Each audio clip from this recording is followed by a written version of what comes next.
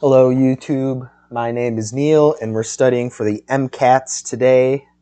We're in the Behavioral Sciences Review, Chapter 3, Learning and Memory. A college student sits hunched over a desk in a quiet library, poring over a small stack of textbooks. It's 11 p.m. the night before the organic chemistry midterm, and he has what seems to be a near endless list of reactions to commit to memory before tomorrow.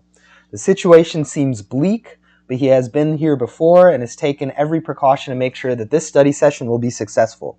He knows that the coffee he's drinking will keep him awake and that the quiet of the library will reduce distractions, allow him to concentrate. It's stressful to be sure, but he has been able to study this way before and do quite well, reinforcing his current set of behaviors. He makes his way through a set of flashcards, reactants on one side, products on the others. And while he is able to identify most of them, he misses a few, placing those cards on a separate pile to be reviewed later. He knows this rehearsal will most likely help him for tomorrow, but will he be able to recall this information again for the final in 2 months? He takes another sip of coffee and tries to put everything else out of his mind, focusing intently on the information in front of him. Sound familiar? If you're like most students, you found yourself in a similar scenario at least once. In this chapter, we'll discuss the ways in which we both memorize new information and learn new behaviors. In doing so, you'll not only be directly preparing to answer MCAT's questions about this content, but you might also learn a few new tricks to help you effectively commit all of the MCAT content to memory, a skill that will be helpful both now and later in your career as a doctor.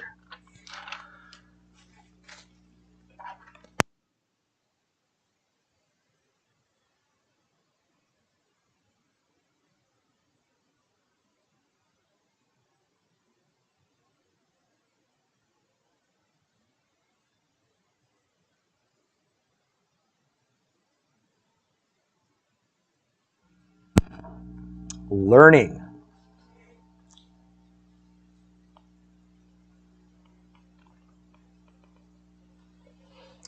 To a psychologist, learning refers specifically to the way in which we acquire new behaviors. To understand learning, we must start with the concept of a stimulus. A stimulus can be identified as anything to which an organism can respond, including all of the sensory inputs we discussed in Chapter 2. The combination of stimuli and responses serves as the basis for all behavioral learning. Learning is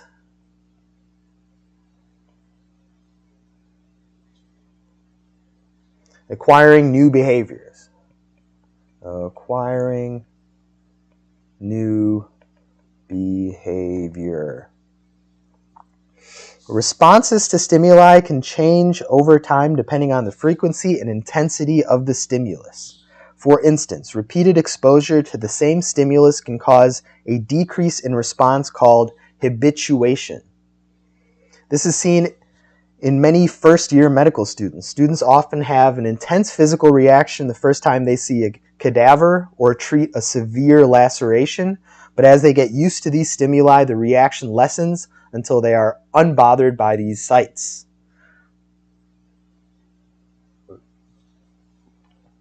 Stimulus, habituation.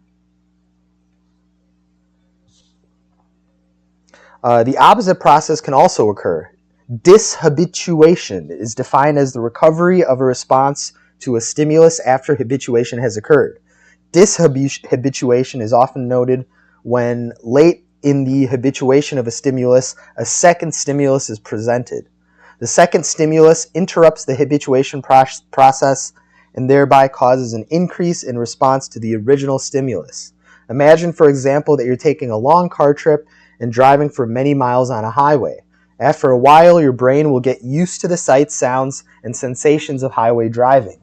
The dashed lines dividing the lanes, the sound of the engine and the tires on the road, and so on.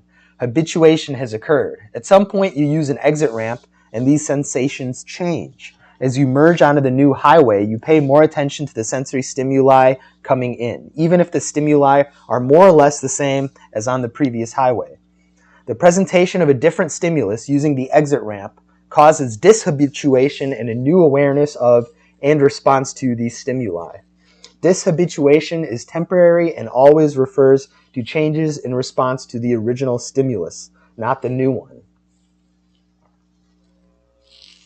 Learning, then, is a change in behavior that occurs in response to a stimulus.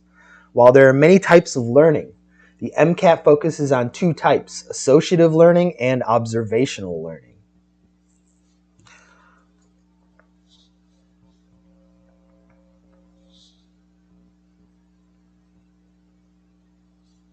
Habituation is decreased response to stimulus,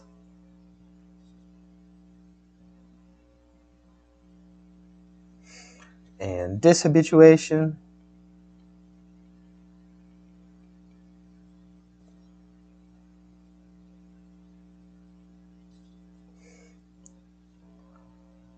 recovery of response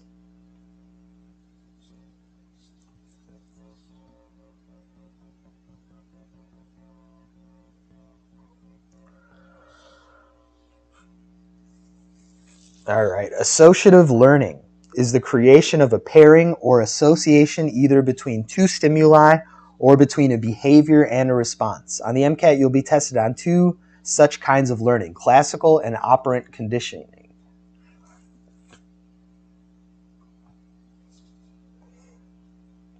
Associative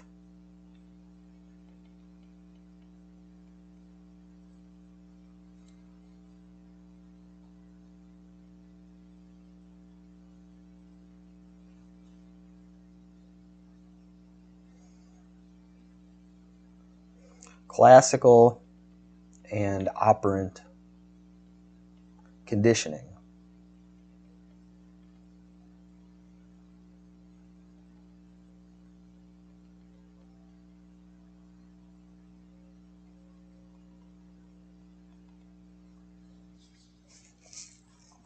Classical conditioning. Classical conditioning is a type of associative learning that takes advantage of biological, instinctual responses to create associations between two unrelated stimuli.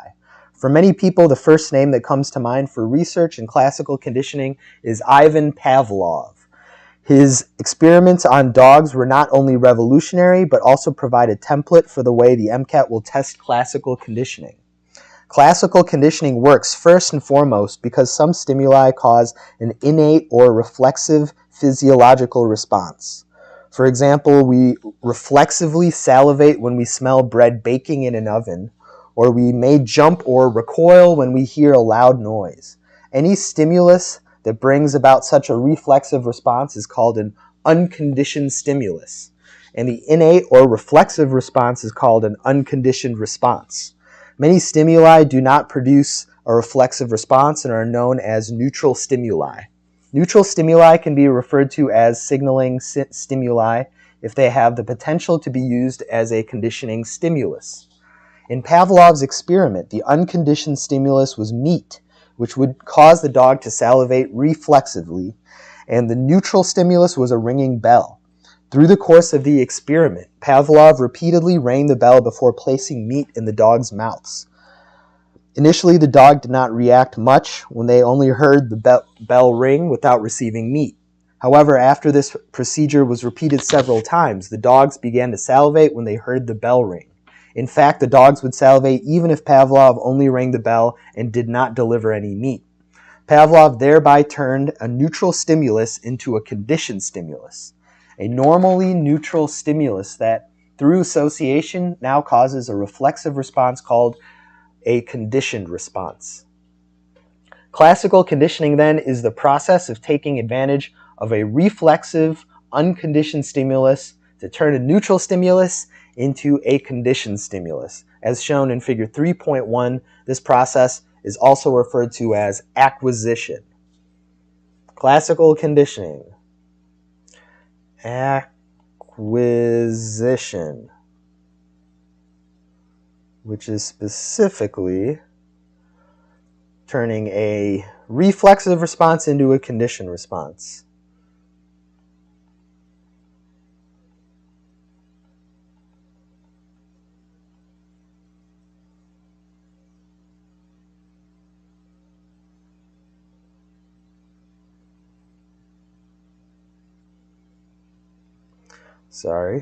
To turn an unconditioned stimulus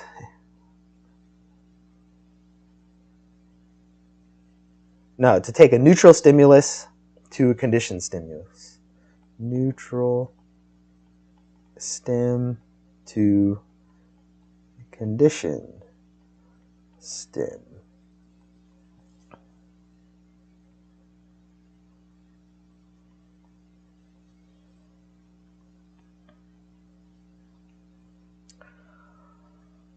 Notice that the stimuli change in this experiment, but the response is the same throughout. Because salivation in response to food is natural and requires no conditioning, it is an unconditioned response in this context. On the other hand, when paired with a conditioned stimulus, salivation is considered a conditioned response. Just because a conditioned response has been acquired does not mean it is permanent. If the conditioned stimulus is presented without the unconditioned stimulus enough times, the organism can become habituated to the conditioned stimulus and extinction occurs. If the bell rings often enough without the dog getting meat, the dog may stop salivating when the bell sounds. Interestingly, even this extinction of a response is not always permanent. After some time, if an extinct conditioned stimulus is presented again, a weak conditioned response can sometimes be exhibited, a phenomenon called spontaneous recovery. Extinction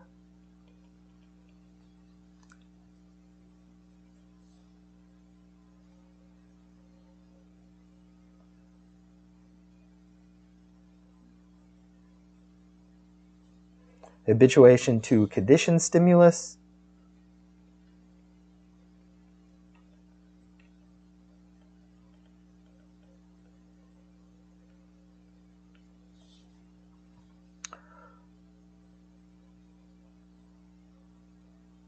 and spontaneous recovery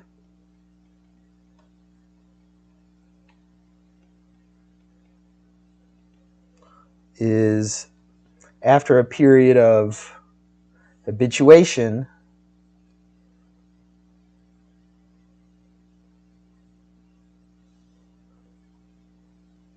we achieve dishabituation.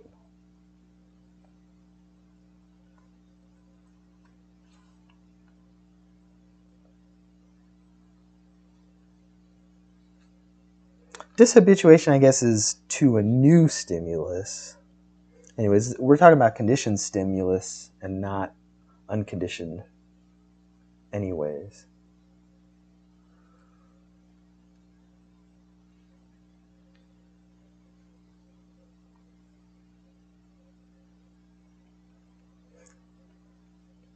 Dishabituation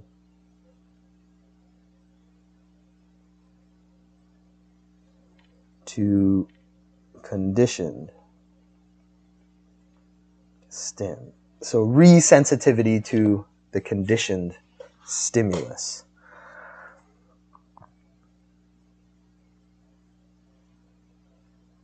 There are a few processes that can modify the response to a conditioned stimulus after acquisition has occurred. Generalization is a broadening effect by which a stimulus similarly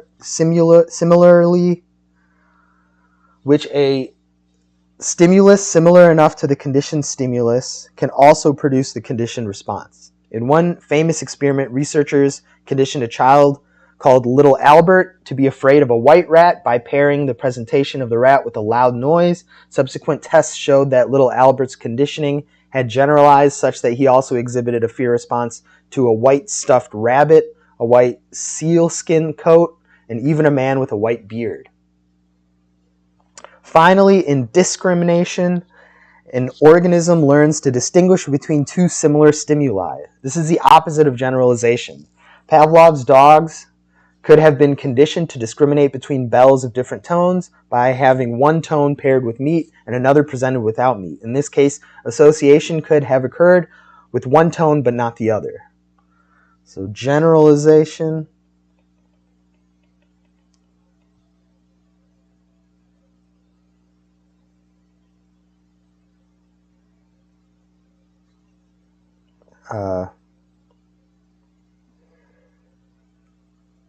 Acquisition to similar stem.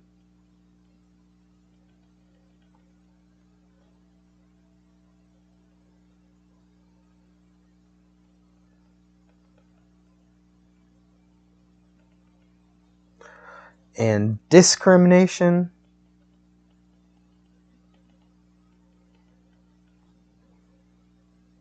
is differentiation between stem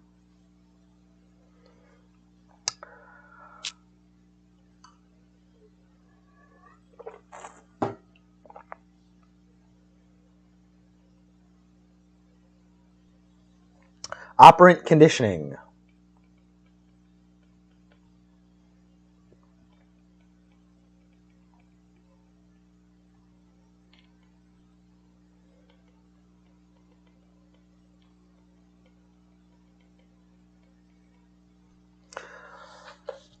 Whereas classical conditioning is concerned with instincts and biological responses, operant conditioning links voluntary behaviors with consequences in an effort to alter the frequencies of those behaviors.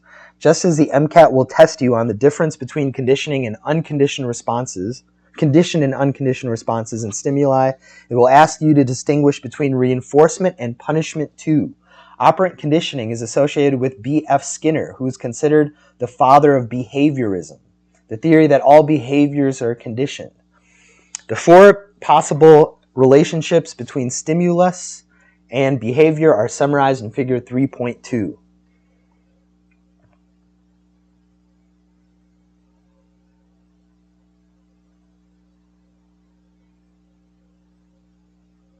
Voluntary behaviors and consequences.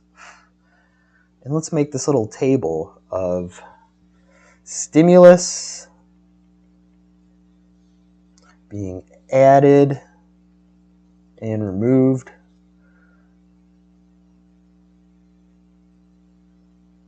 and behavior.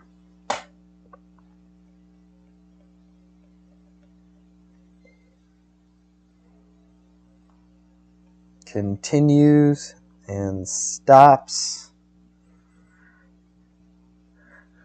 And in each of these boxes we have positive, reinforcement,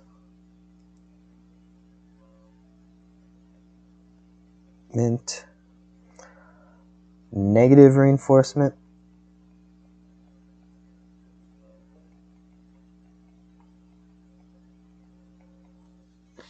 positive punishment,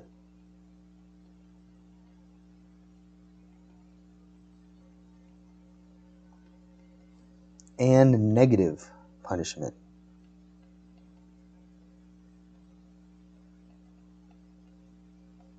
Which is a good thing. Negative punishment is removing a bad thing.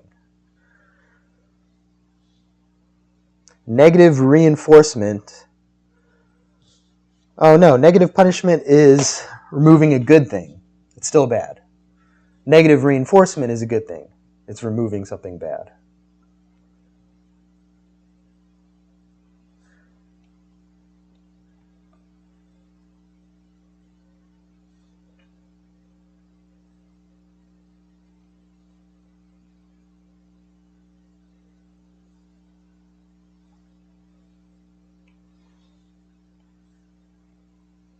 Oops.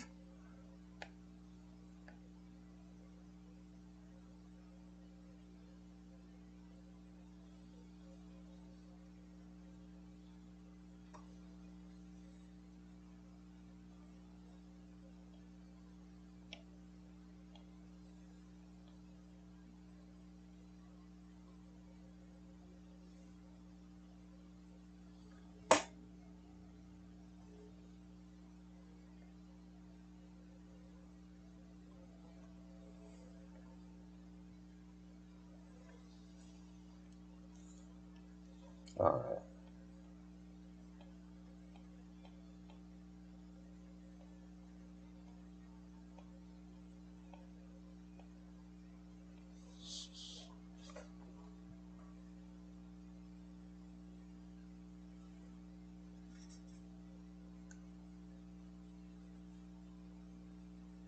Reinforcement.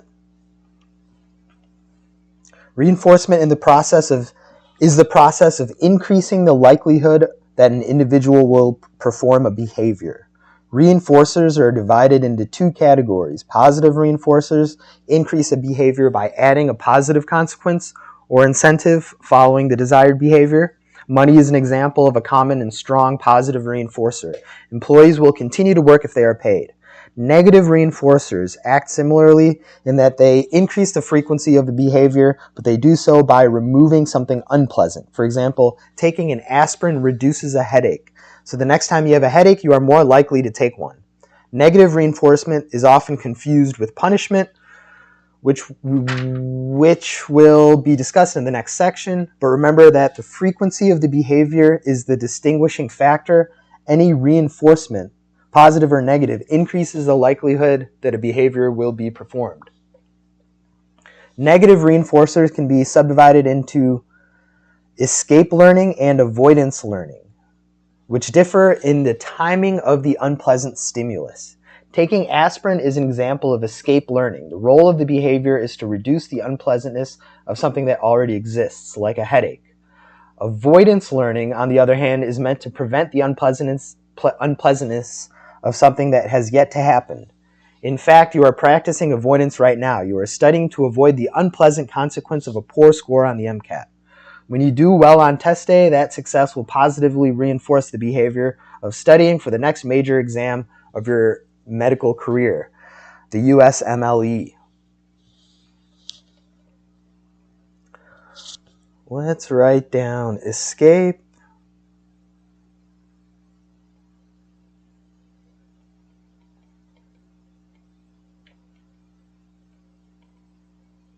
versus avoidance.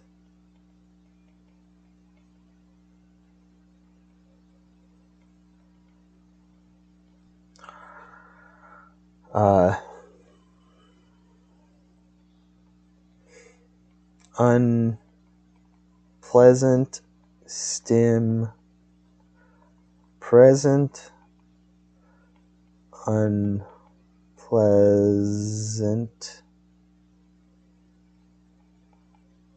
stim not present.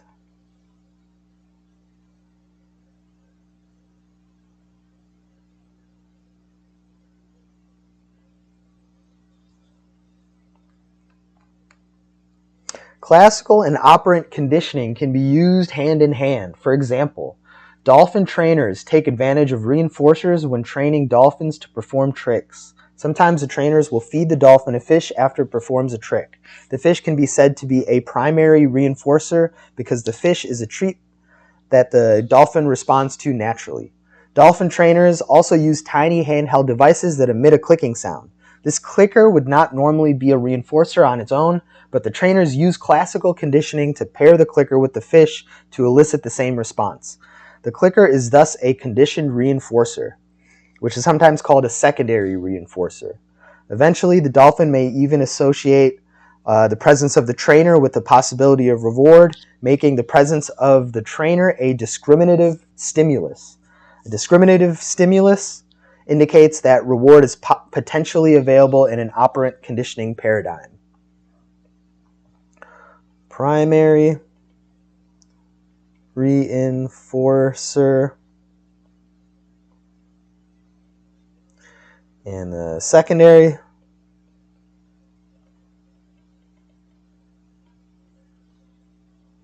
is the conditioned reinforcer.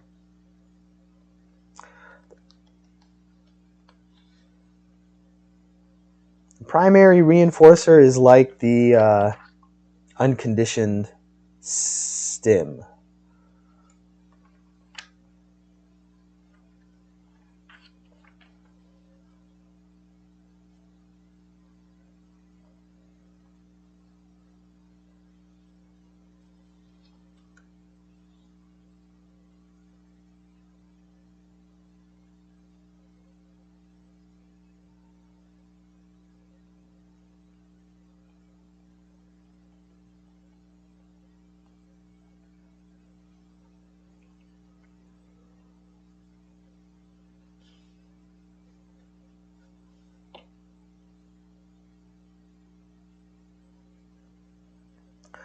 Punishment. In contrast to reinforcement, punishment uses conditioning to reduce the occurrence of a behavior. Positive punishment adds an unpleasant consequence in response to a behavior to reduce that behavior. For example, in some countries, a thief may be flogged for stealing, which is intended to stop him from stealing again. Negative punishment is the reduction of a behavior when a stimulus is removed. For example, a parent may forbid her child from watching television as a consequence for bad behavior, with the goal of preventing the behavior from happening again. Reinforcement schedules. The presence or absence of reinforcing or punishing stimuli is just a part of the story. The rate at which desired behaviors are acquired is also affected by the schedule being used to affect those behaviors. Reinforcement schedules have two different factors, whether the schedule is fixed or variable, and whether the schedule is based on a ratio or an interval. Fixed ratio schedules reinforce a behavior after a specific number of performances of that behavior. For example, in a typical operant conditioning experiment, researchers might reward a rat with a food pellet every third time it presses a bar in its cage. Continuous reinforcement is a fixed ratio schedule in which the behavior is rewarded every time it is performed. So the ratio is 1.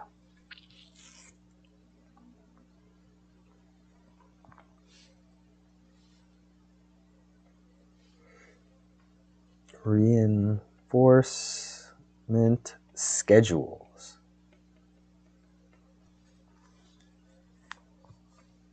Fixed ratio.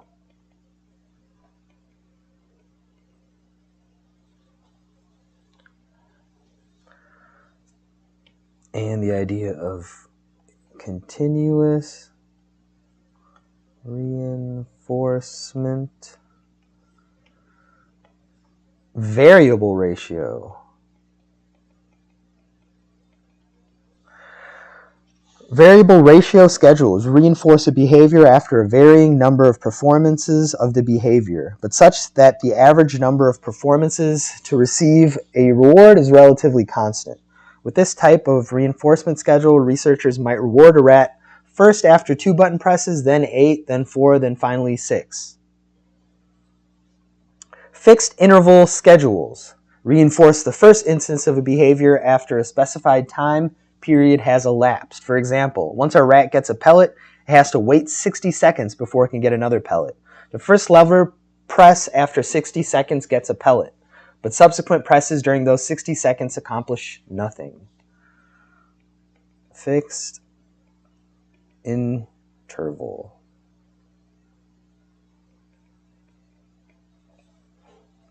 And variable interval schedules reinforce a behavior the first time that behavior is performed after a varying interval of time. Instead of waiting exactly 60 seconds, for example, our rat might have to wait 90 seconds, then 30 seconds, then 3 minutes.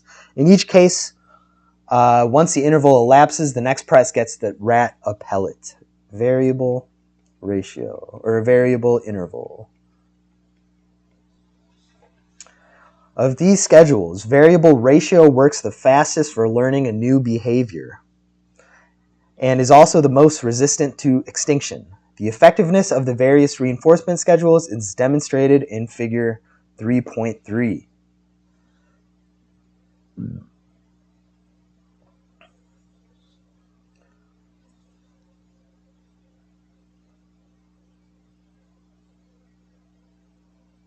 So this takes a longer time, this takes a shorter time. Let's draw out a little chart.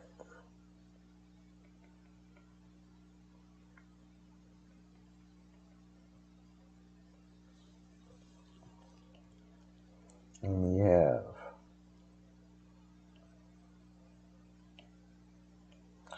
red, blue, green, and black. And we're just going to go red, blue, green, black.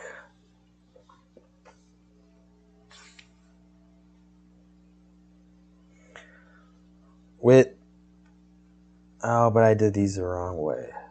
Let's change the colors. Red is variable ratio.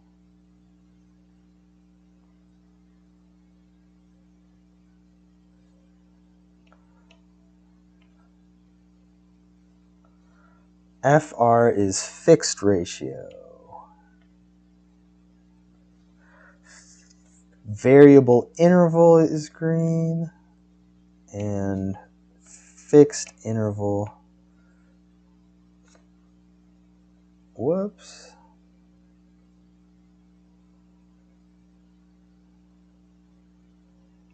Fixed interval. Variable.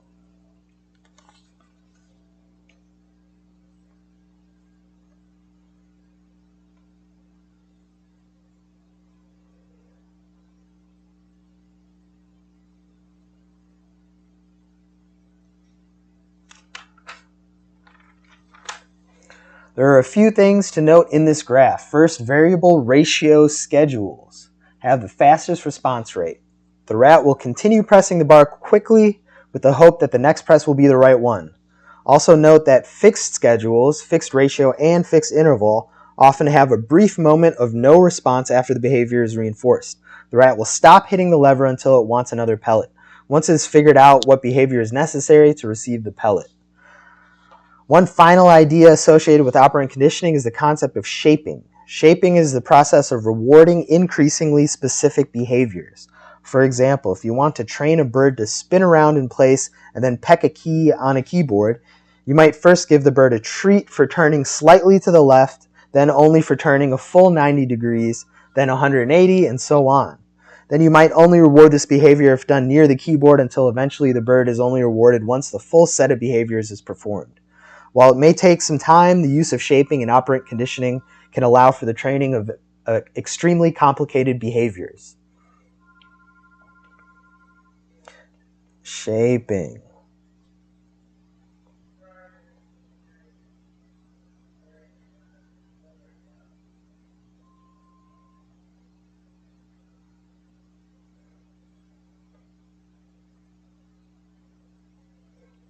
Rewarding increasingly specific behaviors. All right. Cognitive and biological factors in associative learning.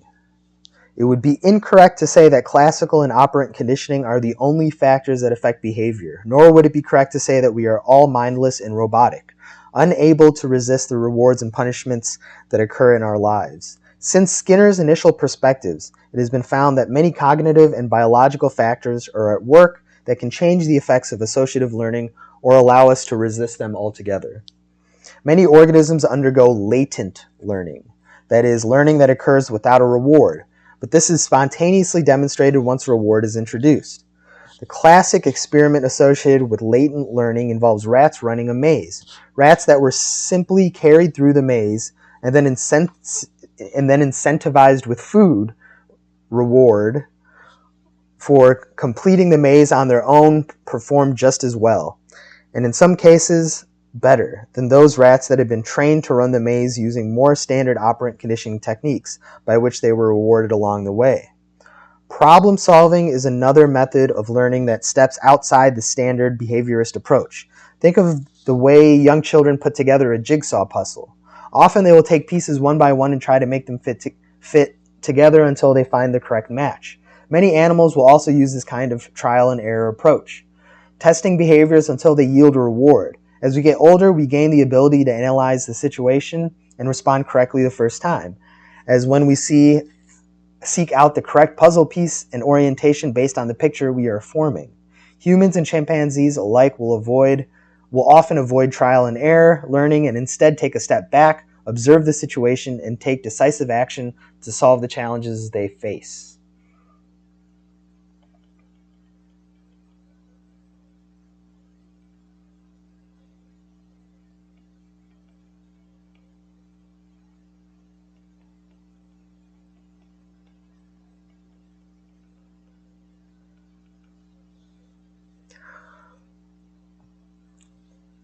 Not all behaviors can be taught using operant conditioning techniques.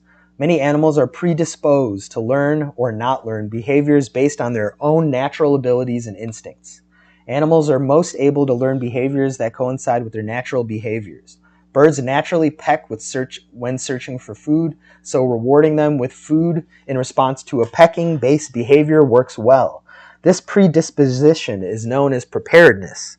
Similarly, it can be very difficult to teach animals behaviors that work against their natural instincts. For example, researchers used behavioral techniques to try to train raccoons to place coins in a piggy bank. Their efforts were unsuccessful as the raccoons would pick up the coins, rub them together, and dip them into the bank before pulling them back out. The researchers concluded that the task they were trying to train the raccoons to perform was conflicting with their natural food gathering instinct, which was to rub seeds together and wash them in a stream to clean them before eating. This difficulty in overcoming instinctual behavior is called instinctive drift. The researchers had far better luck training the raccoon to place a ball in a basketball net, as the ball was too large to trigger the food washing instinct. Interesting. Preparedness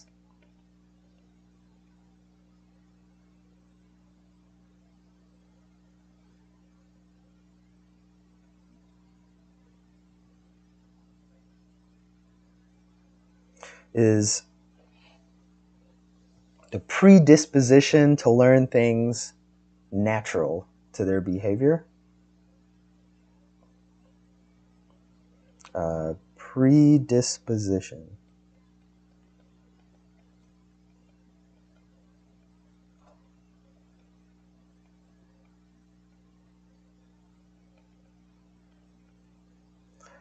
And instinctive drift is kind of the opposite. Unwillingness or inability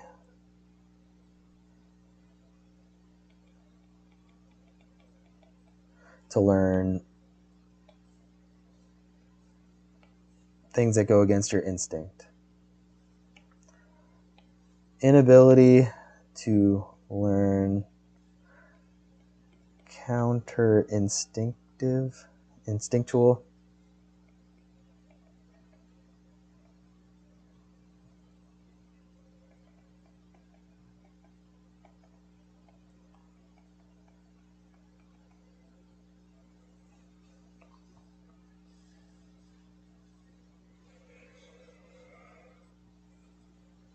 Observational learning. Observational learning is the process of learning a new behavior or gaining information by watching others. The most famous and perhaps most controversial study into observational learning is Albert Bandura's Bobo doll experiment, in which children watched an adult in a room full of toys punching and kicking an inflatable clown toy. When the children were later allowed to play in the room, many of them ignored the other toys in the room and inflicted similar violence on the Bobo doll, just as they had seen the adults do. It's important to note that observational learning is not simply imitation, because observational learning can be used to teach individuals to avoid behavior as well. In later iterations of the Bobo doll experiment, children who watched the adult get scolded after attacking the Bobo doll were less likely to be aggressive toward the Bobo doll themselves. Like associative learning, there are a few neurological factors that affect observational learning. The most important of these are mirror neurons. These neurons are located in the frontal and parietal lobes of the cerebral cortex and fire both when an individual performs an action and when that individual observes someone else performing that action. Mirror neurons are largely involved in motor processes, but additionally are thought to be related to empathy and vicarious emotions. Some mirror neurons fire both when we experience an emotion and also when we observe another experiencing the same emotion. Mirror neurons also play a role in imitative learning by a number of primates, as shown in figure 3.4.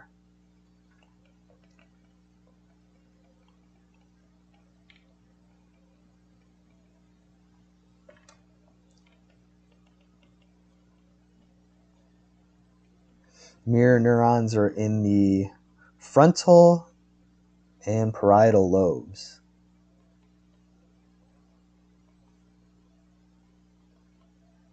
Parietal lobes.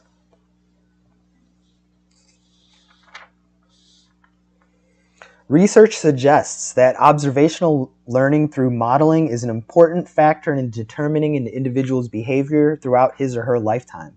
People learn what behaviors are acceptable by watching others perform them. Much attention is focused on violent media or domestic abuse as models for antisocial behavior. But pro-social modeling can be just as powerful. Of course, observational learning is strongest when a model's words are consistent with his or her actions. Many parents adopt a do as I say, not as I do approach when teaching their children, but research suggests that children will disproportionately imitate what the model did rather than what the model said. So actions speak louder than words.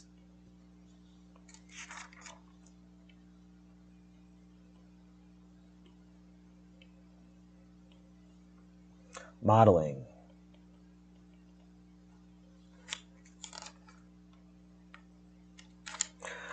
Which of the following might cause a person to eat more food during a meal? Eating each course separately and moving to the next only when finished with the current course, or interrupting the main course several times by eating side dishes?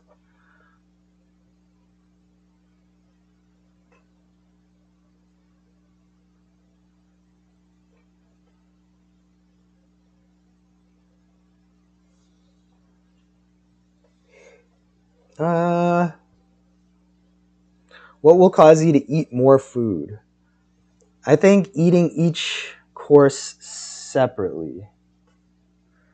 Because if you could eat all the side dishes, you could get like reward for each of the different tastes faster.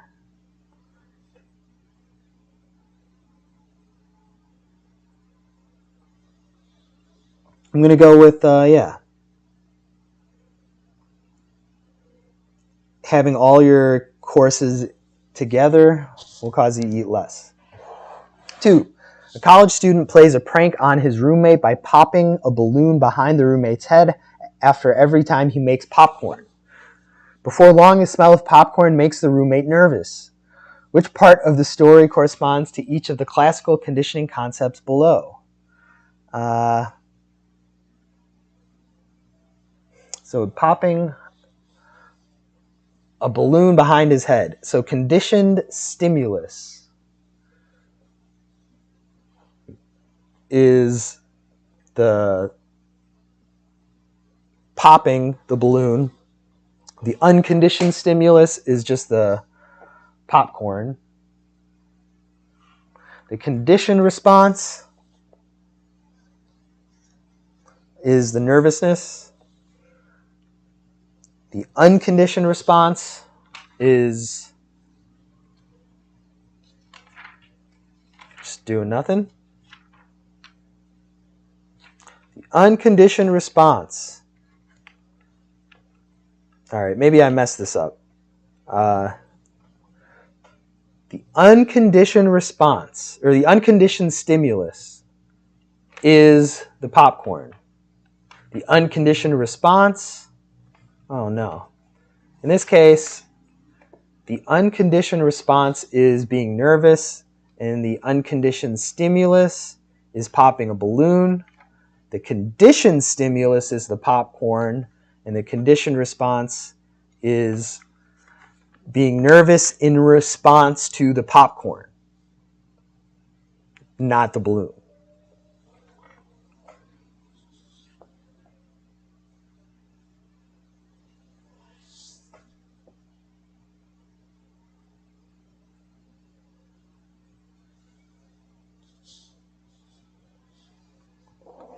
A college student plays a prank on his roommate by popping a balloon. We did that. What is the difference between negative reinforcement and positive punishment? Provide an example of each.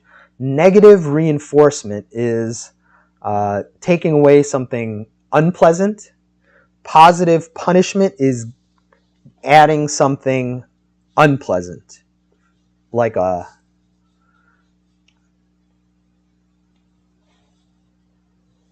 A shock, like an electric shock to a dog's shock collar. I mean, it's usually in the form of violence, isn't it? But if you were going to be nonviolent about it, I guess you could present an unpleasant smell or sound.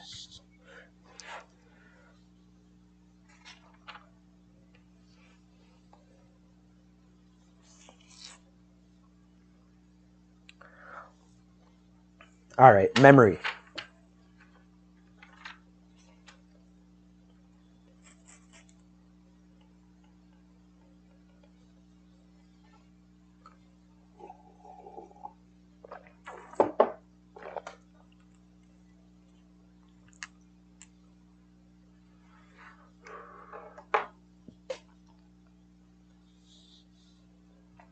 All right. While learning is mostly concerned with behavior, the study of memory focuses on how we gain knowledge that we accumulate over our lifetimes. The formation of memories can be divided into three major processes: encoding, storage, and retrieval. Encoding. Encoding refers to the process of putting new information into memory. Much of the information that we gain is passively absorbed from the environment. As you walk down the street, you are constantly bombarded with information that seeps into your brain. You notice the temperature, you keep track of the route that you're taking. You might stop at a coffee shop and realize that the same barista has been working each day this week. All of this information is gained without effort and is thus said to be the result of automatic processing.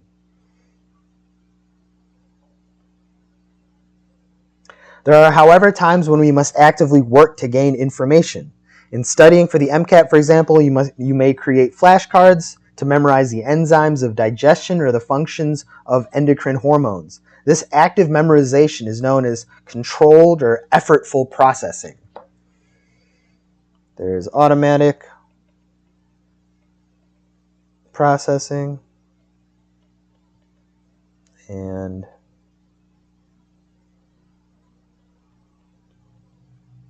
controlled processing, which is also incidentally effortful. With practice, controlled processing can become automatic. Think back to a time when you were learning a foreign language. At first, each word required a great deal of processing to decipher. You had to hear the word and consciously translate it into your native language in order to understand what was being said. This took an amount of time and effort that was probably difficult to maintain for prolonged periods. However, as you gained more experience with the language, this process became easier until you may have been able to understand those same words intuitively without having to think very hard about them at all. At that point, the skill that once required controlled processing became automatic. There are a few different ways that we encode the meaning of information that requires controlled processing. We can visualize it, visual encoding, store the way it sounds, acoustic encoding, or put it into meaningful contexts, semantic encoding. Of these three, semantic encoding is the strongest and visual encoding is the weakest. When using semantic encoding, the more vivid the context, the better. In fact, we tend to recall information best when we can put it into the context of our own lives, a phenomenon called the self-reference effect.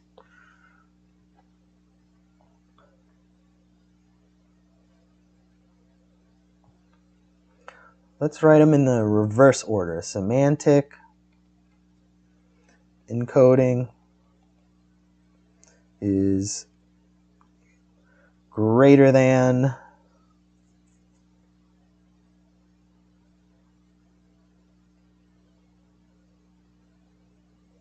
acoustic,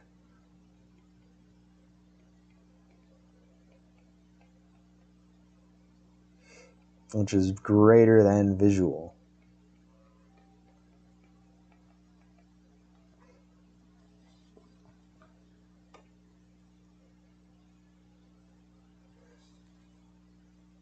When you apply it to yourself, it's called self-reference effect.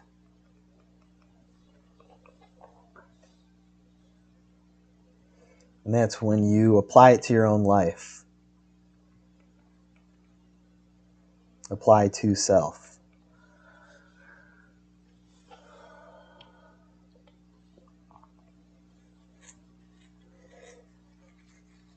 All right.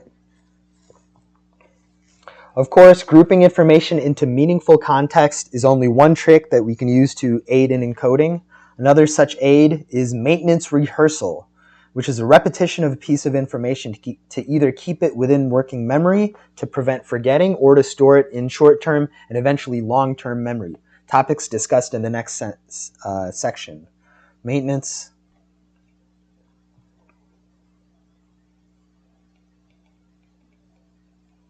rehearsal,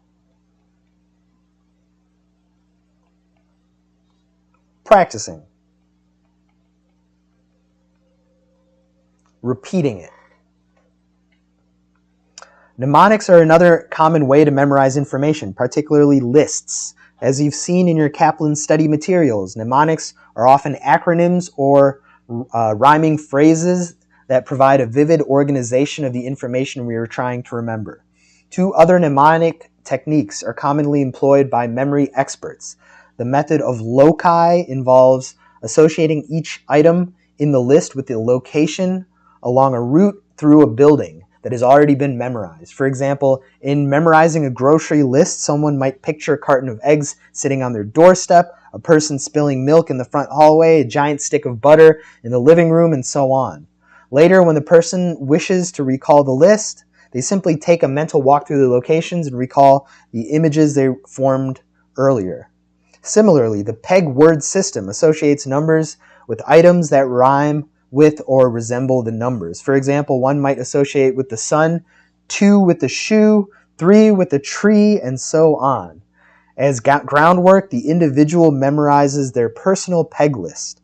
When another list needs to be memorized, the individual can simply pair each item in the list with their peg list. In this example, the individual may visualize eggs being fried by the sun, a pair of shoes filled with milk, and a tree with leaves made of butter. Because of the serial nature of both the method of loci and the peg word system, they are very useful for memorizing large lists of objects in order.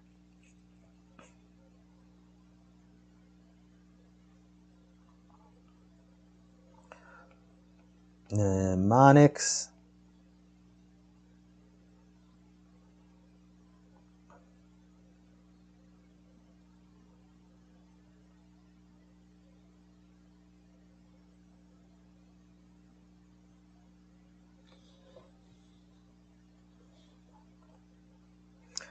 Method of loci.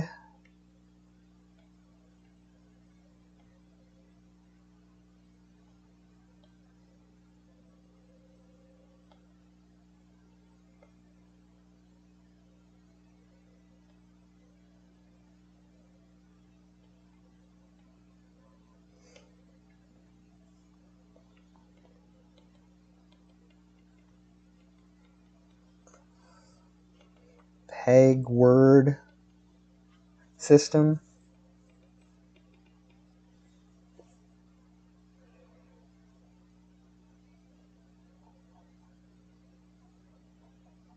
Are good for lists.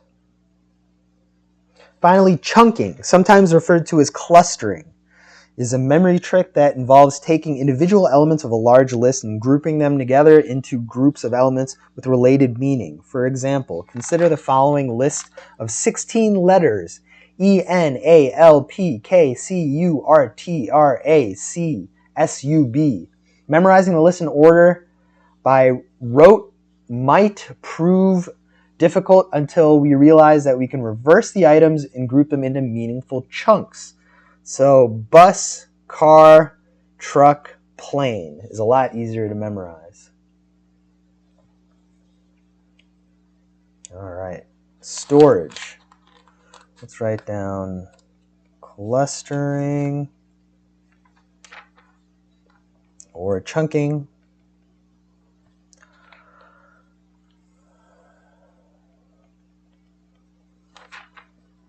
So the first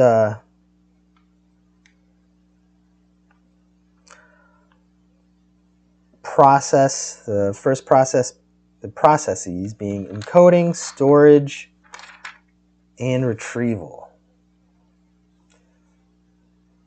Encoding, storage. Following encoding, information must be stored if it is to be remembered. There are several types of memory storage. Sensory memory. The first and most fleeting kind of memory storage is sensory memory, which consists of both iconic, visual, and echoic auditory memory. Sensory memory lasts only a very short time, generally under 1 second. But within that time, our eyes and ears take an incredibly detailed representation of our surroundings that we can recall with amazing precision. Sensory memories are maintained by the major projection areas of each sensory system, such as the occipital lobe for vision and temporal lobe for hearing. Of course, sensory memory fades very quickly, and unless the information is attended to, it will be lost.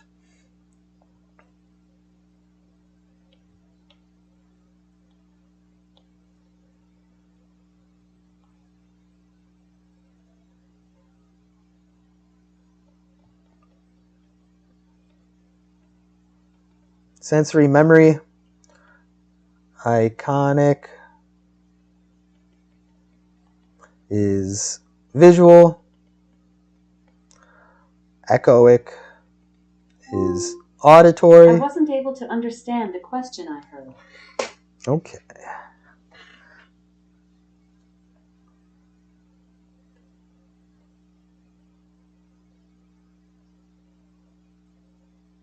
And association areas are where this memory is kind of happening.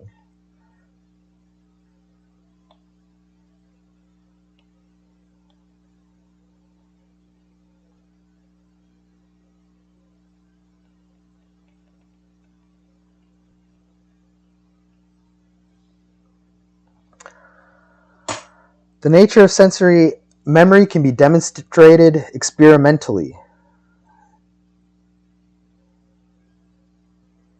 Not association areas, projection areas.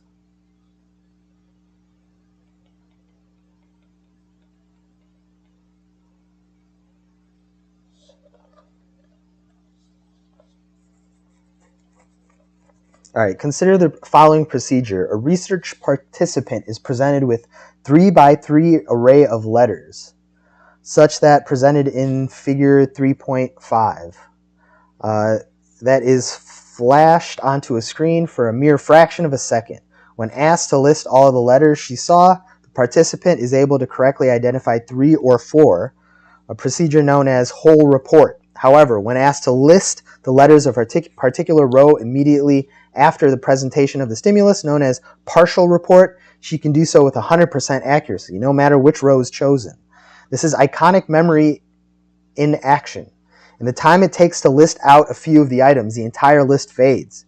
Yet it is clear that all of the letters do make their way into iconic memory because any small subset can be recalled at will.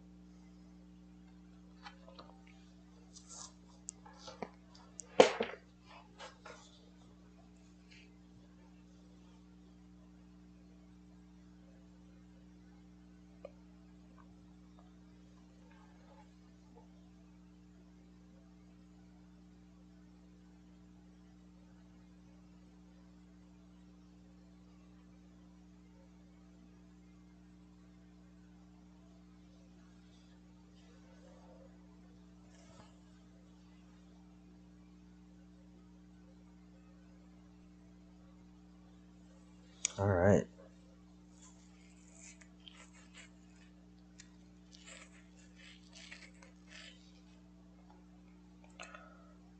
Whole report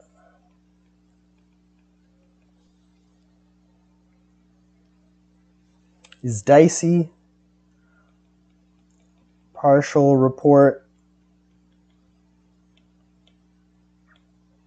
is pretty good, usually.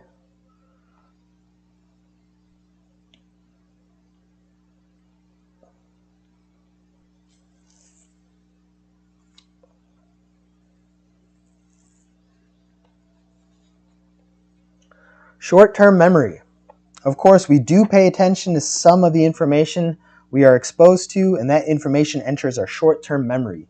Similar to sensory memory, short-term memory fades quickly over the course of approximately 30 seconds without rehearsal. In addition to having a limited duration, short-term memories are also limited in capacity to approximately 7 items, usually stated as the 7 plus or minus 2 rule.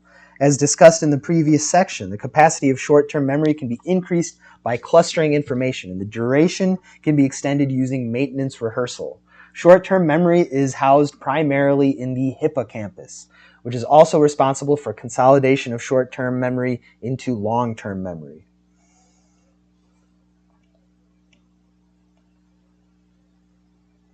Sensory memory, short-term.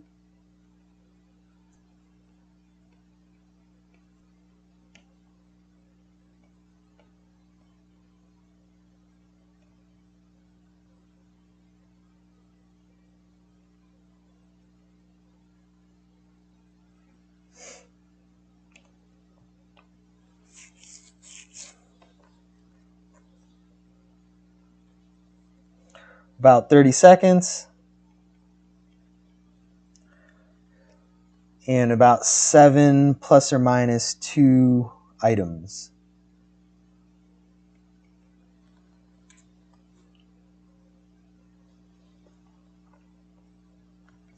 And our sensory memory was just 1 second, right?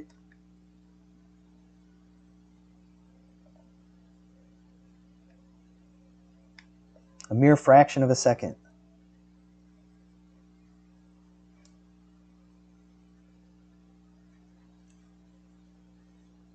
Generally under 1 second.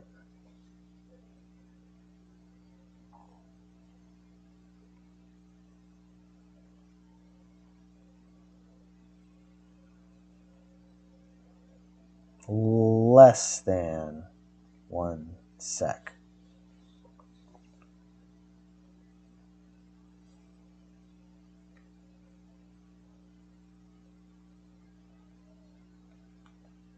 And the hippocampus.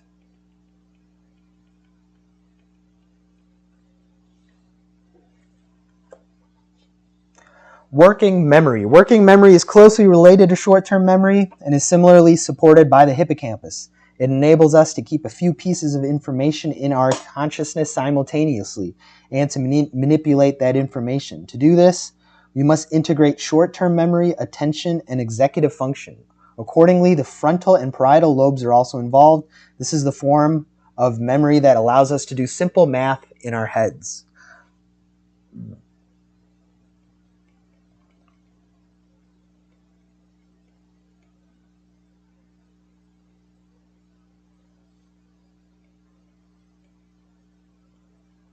Hippocampus plus frontal parietal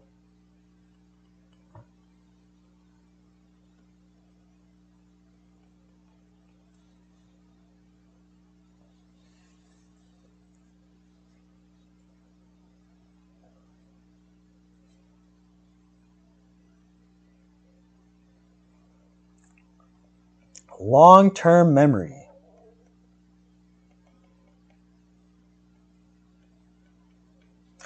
With enough rehearsal, information moves from short-term to long-term memory, an essential limitless warehouse for the knowledge that we're then able to recall on demand, sometimes for the rest of our lives. One of the ways that information is consolidated into long-term memory is elaborative rehearsal. Unlike maintenance rehearsal, which is simply a way of keeping that information at the forefront of consciousness, elaborative rehearsal is the association of the information to knowledge already stored in long-term memory. Elaborative rehearsal is closely tied to the self-reference effect noted earlier. Those ideas that we are able to relate to our own lives are more likely to find their way into our long-term memory.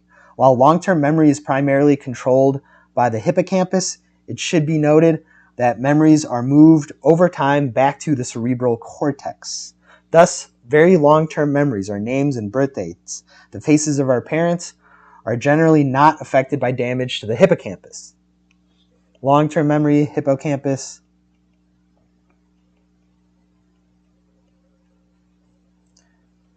And cerebral cortex. Not a particular lobe necessarily, but the temporal lobes are often associated with memory.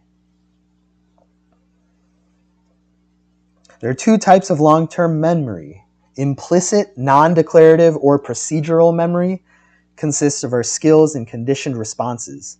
Explicit, declarative memory consists of those memories that require conscious recall. Explicit memories can be further divided into semantic memories, the facts that we know, and episodic memory, our experiences.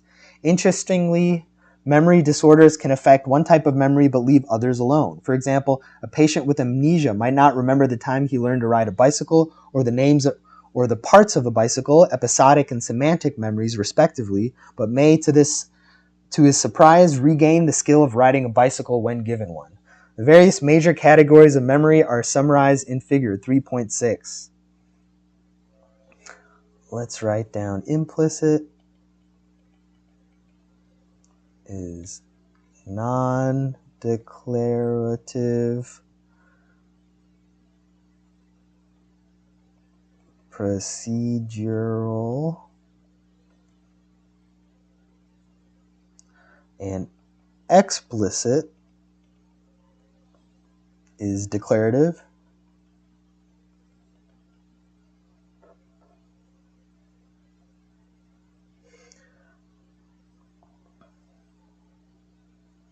and explicit can be semantic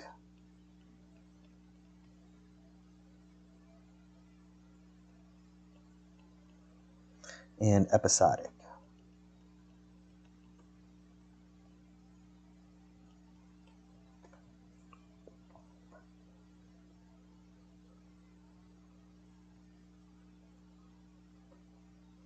So in the example they give of a bicycle, the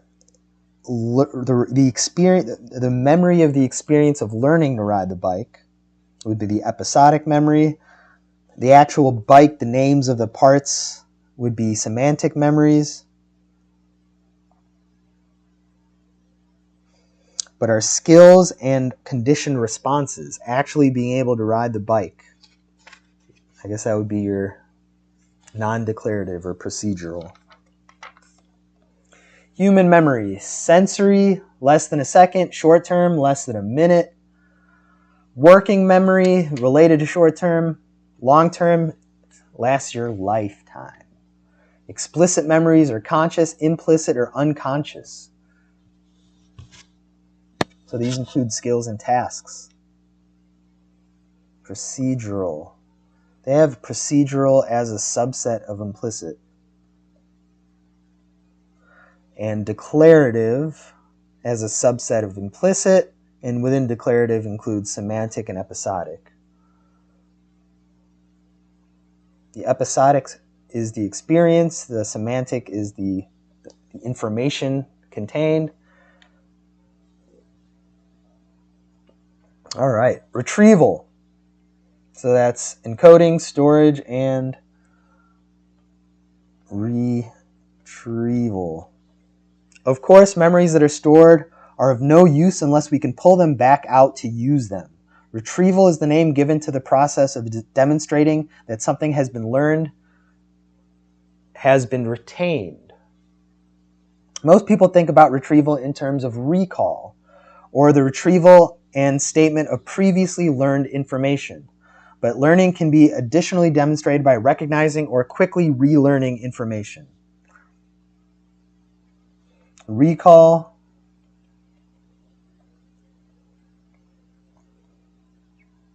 recognition,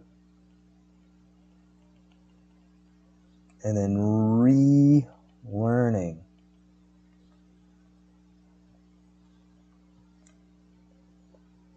Recognition, the process of merely identifying a piece of information that was previously learned, is far easier than recall.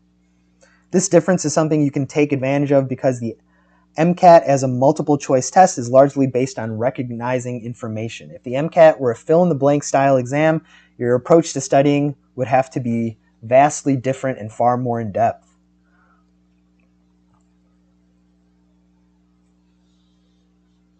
Relearning is another way of demonstrating that information has been stored in long-term memory. In studying the memorization of lists, Erman Ebbinghaus found that his recall of a list of short words he had learned the previous day was often quite poor. However, he was able to rememorize the list much more quickly the second time through. Ebbinghaus interpreted this to mean that the information has been stored even though it wasn't readily available for recall. Through additional research, he discovered that the longer the amount of time between sessions of relearning, the greater the retention of the information later on. Ebbinghaus dubbed this phenomenon the spacing effect, and it helps to explain why cramming is not nearly as effective as spacing out studying over an extended period of time.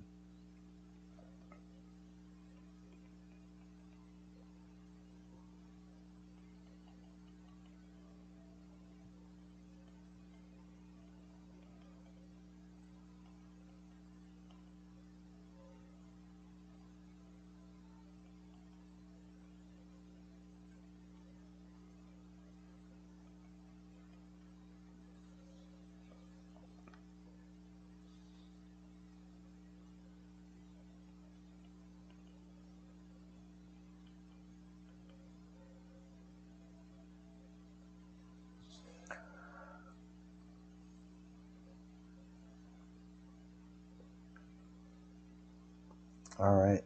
Recalling a fact at a moment's notice can be difficult. Fortunately, the brain has ways of organizing information so that it can take advantage of environmental cues to tell it where to find a given memory. Psychologists think of memory not as simply a stockpile of unrelated facts, but rather as a network of interconnected ideas.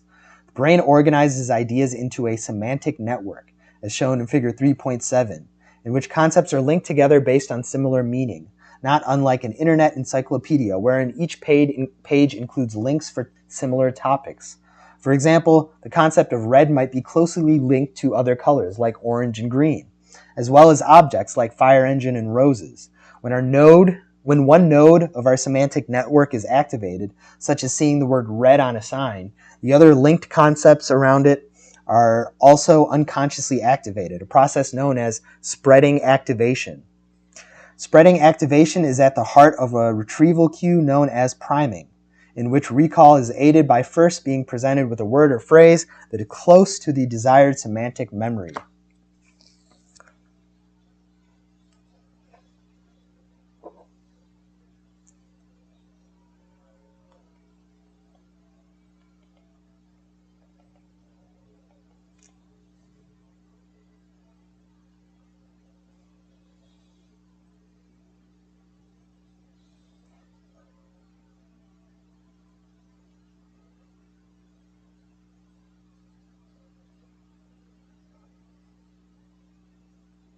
So spreading activation is why priming happens.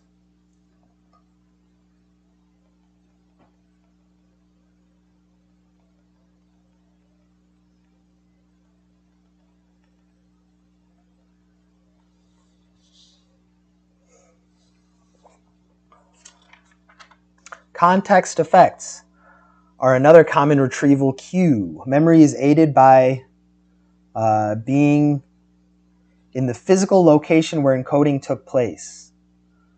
Psychologists have known a person will score better when they take an exam in the same room in which they learn the information. Context effects can go even further than this. Facts learned underwater are better recalled when underwater than when on land. Interesting.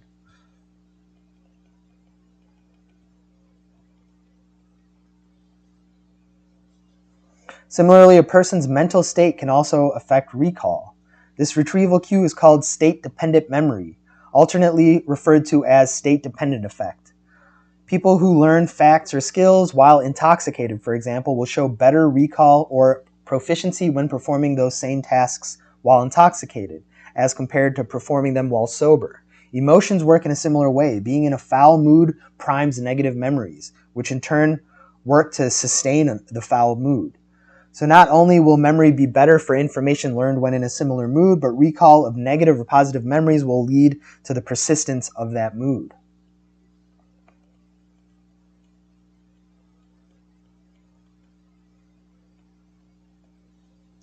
Finally, the serial position effect is a retrieval cue that appears while learning lists. When researchers give participants a list of items to memorize, the participants have much higher recall for both the first few and last few items on the list. The tendency to remember early and late items is known as the primacy and recency effect, respectively. However, when asked to remember the list later, people show strong recall for the first few items, while recall for the last few items fades. Psychologists interpret this to mean that the recency effect is a result of the last item still being in short-term memory on initial recall. Serial position effect.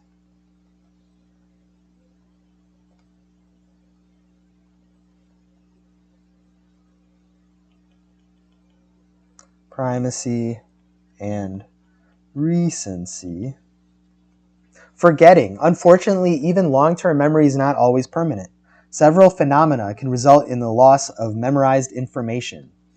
Brain disorders.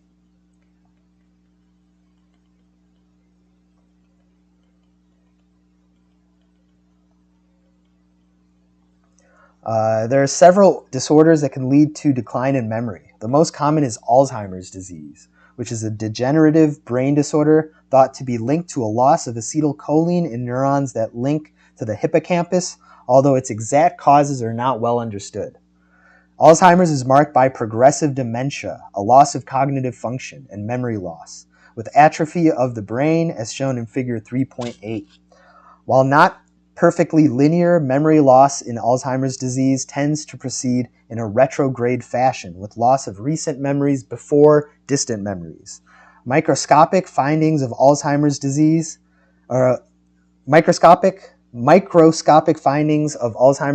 include neurofibrillary tangles and beta amyloid plaques. One common phenomenon that occurs in individuals with middle to late stage Alzheimer's is sundowning, an increase in dysfunction in the late afternoon and evening.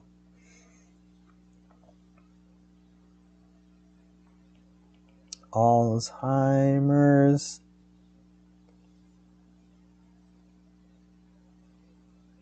Acetylcholine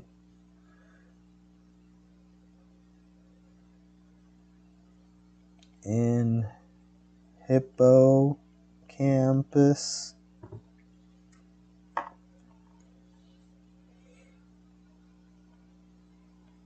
Dementia.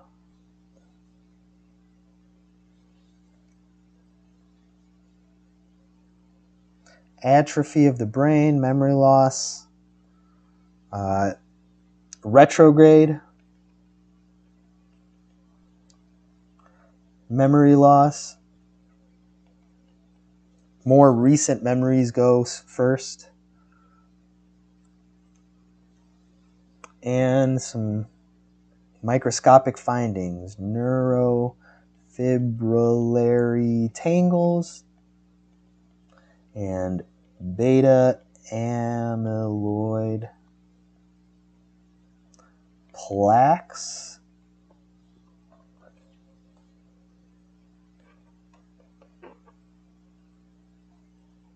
Sundowning is symptoms at night.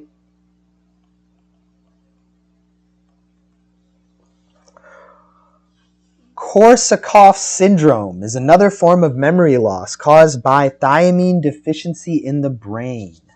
The disorder is marked by both retrograde amnesia, the loss of previously formed memories, and anterograde amnesia, the inability to form new memories. Another common symptom is confabulation, or the process of creating vivid but fabricated memories, typically thought to be an attempt made by the brain to fill in the gaps of missing memories. Agnosia is the loss of the ability to recognize objects, peoples, or sounds, though usually only one of the three. Agnosia is usually caused by physical damage to the brain, such as that caused by a stroke or a neurological disorder such as multiple sclerosis. Let's write down Korsakoff's syndrome is thiamine deficiency.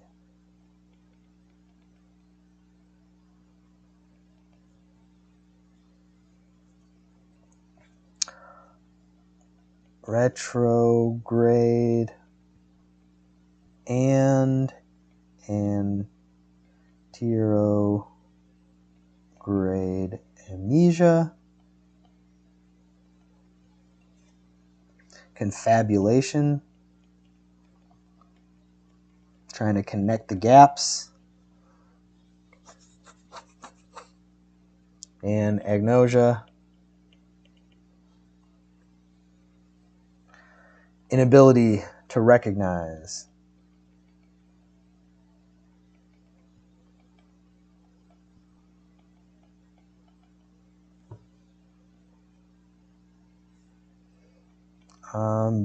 Objects or people or sounds. But not all. Usually one of the three. That's kind of like an XOR, an exclusive OR.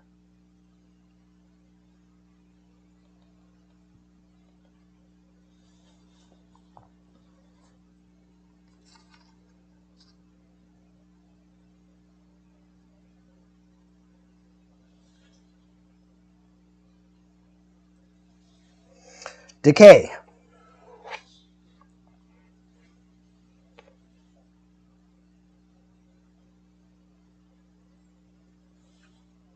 Let's also put down that agnosia is usually caused by physical damage.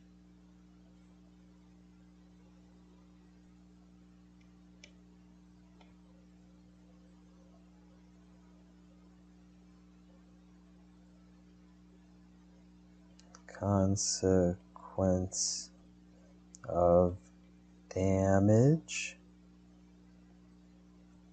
like a stroke. Decay. Of course, not all memory loss is due to a disorder. Often memories are simply lost naturally over time as the neurochemical trace of a short-term memory fades. In his word memorization experiment, Ebbinghaus noted that what he called a curve of forgetting, as shown in figure 3.9. For a day or two after learning the list, recall fell sharply but then leveled off.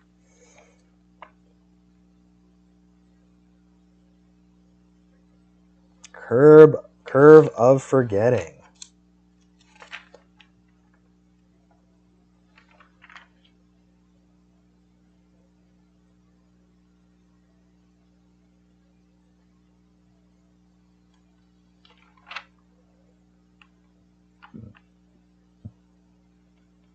Curve of forgetting looks something like this.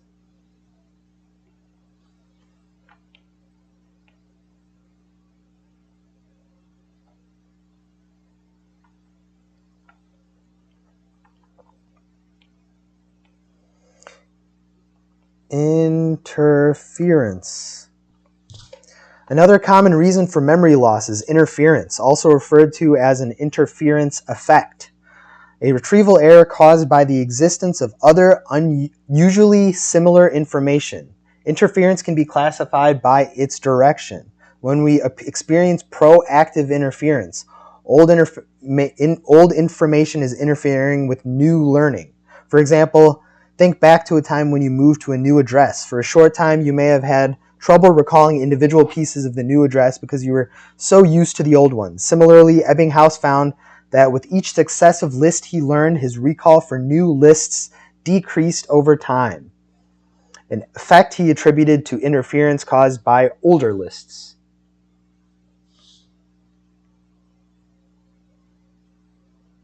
So proactive interference is old knowledge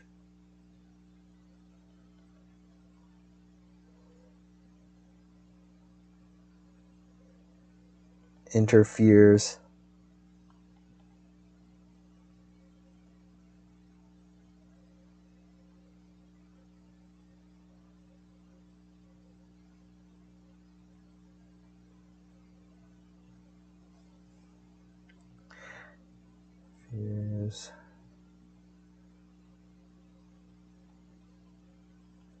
with new.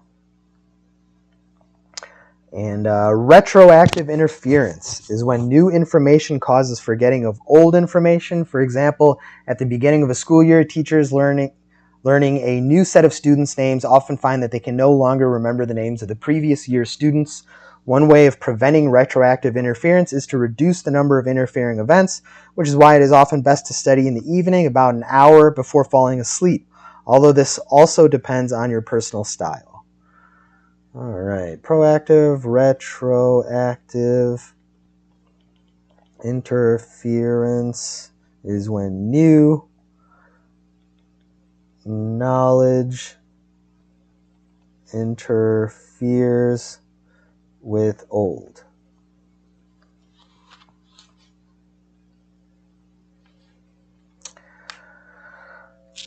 Aging and memory. Contrary to popular belief, aging does not necessarily lead to significant memory loss. While there are many individuals whose memory fades in old age, this is not always the case. In fact, studies show that there is a larger range of memory ability for 70-year-olds than there is for 20-year-olds.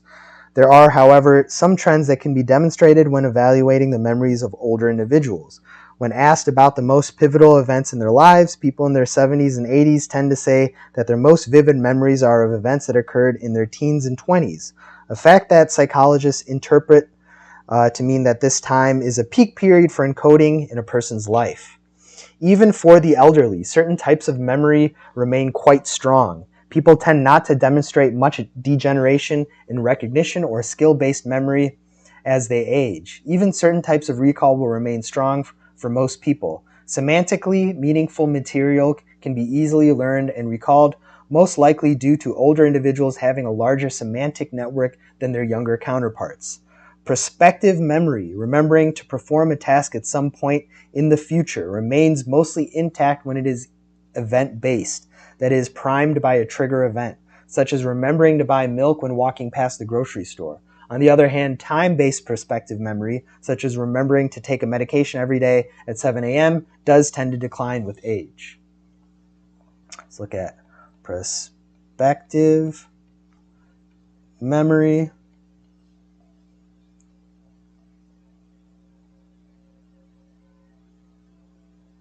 Intact in old age.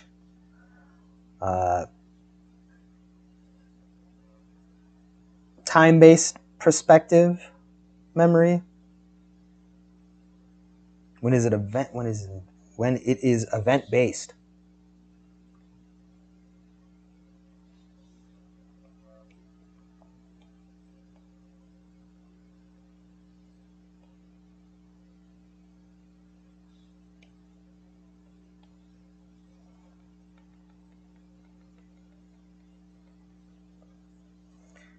And time-based.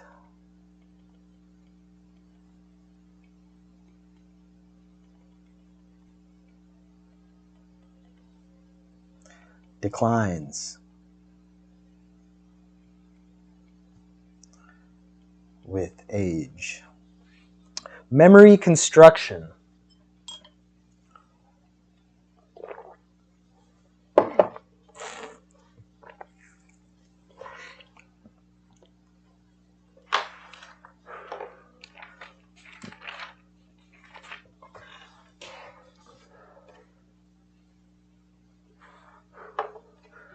We often think of memory as a record of our experiences or a kind of video recording that is stored to be assessed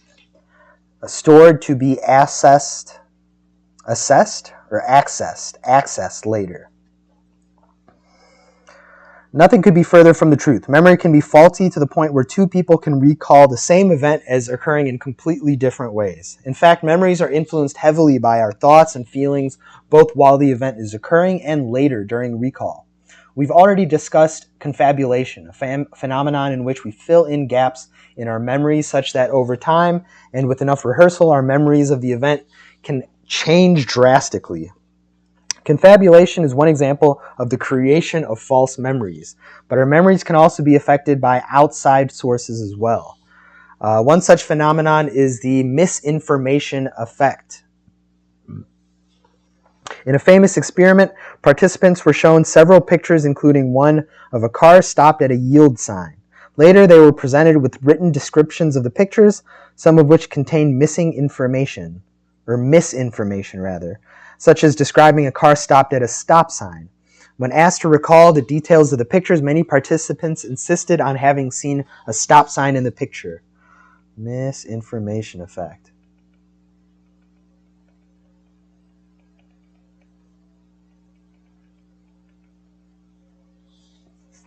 The misinformation effect can also be seen at the point of recall, in another experiment, participants were shown a video of an automobile accident. Some participants were then asked how fast were the cars moving when they collided, while others were asked about the accident using more descriptive language, such as how fast were the cars moving when they crashed. These participants who were asked the question with leading language were much more likely to overstate the severity of the accident than those who had been asked the question with less descriptive language. Source monitoring effect. Source monitoring error, rather.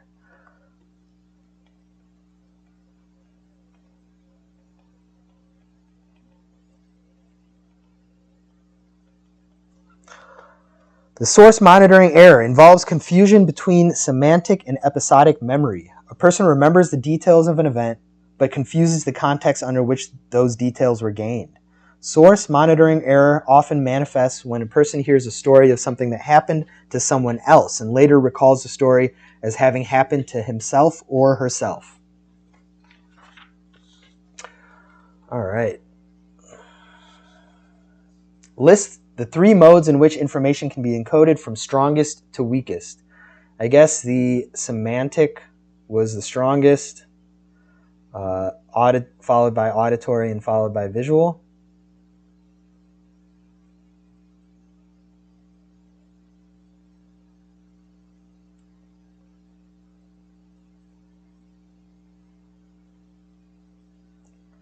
Semantic greater than acoustic greater than visual.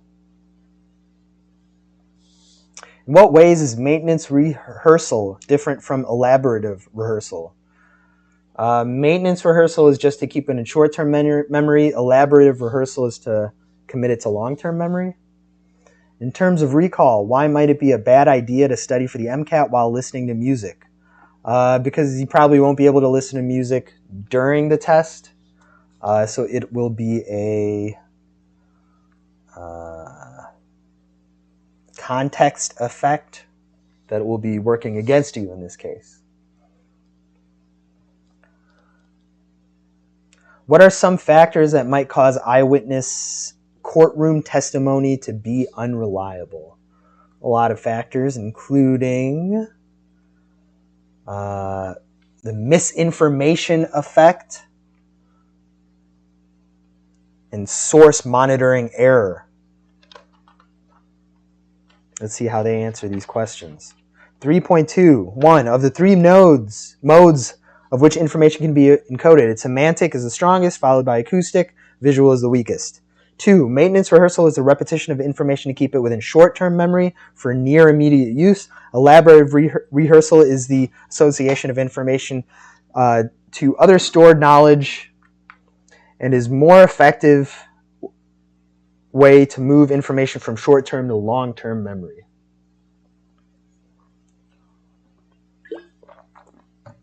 Because you will be taking the MCAT in a quiet room, studying under similar circumstances will aid recall due to context effects. Music may also compete for attention, reducing your ability to focus on the relevant study material.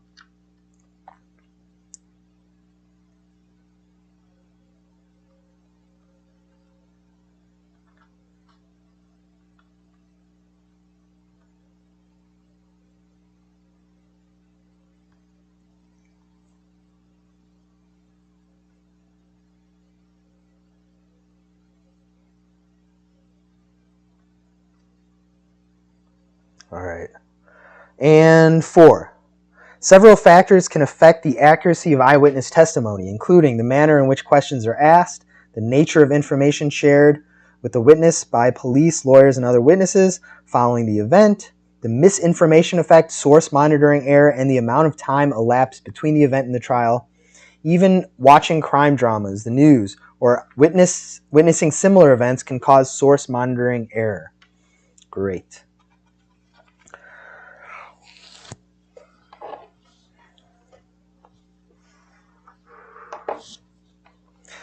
Finally, neurobiology and learning and memory. Neurobiology. Even as you read this text, your brain is changing. Memory and therefore learning involves changing in brain physiology, such that with each new concept you learn, your brain is altered its synaptic connections in response. You may have heard that it is far easier for children to learn a new language than it is for adults. Indeed, the cliche you can't teach an old dog new tricks, while not strictly true, does have its roots in neurobiology. As infants, we are born with many more neurons than we actually need. As our brains develop, neural connections form rapidly in response to stimuli via a phenomenon called neuroplasticity. In fact, the brains of young children are so plastic that they can reorganize drastically in response to injury, as evidenced by studies of children who have had entire hemispheres of their brain removed to prevent severe injuries or prevent severe seizures. The remaining hemisphere will change to take over functions of the missing parts of the brain, allowing these children to grow up to lead essentially normal lives. While our brains do maintain a degree of plasticity throughout our lives, adult brains display nowhere near the degree of plasticity as those of a child. Another way our brains change is through a process called synaptic pruning.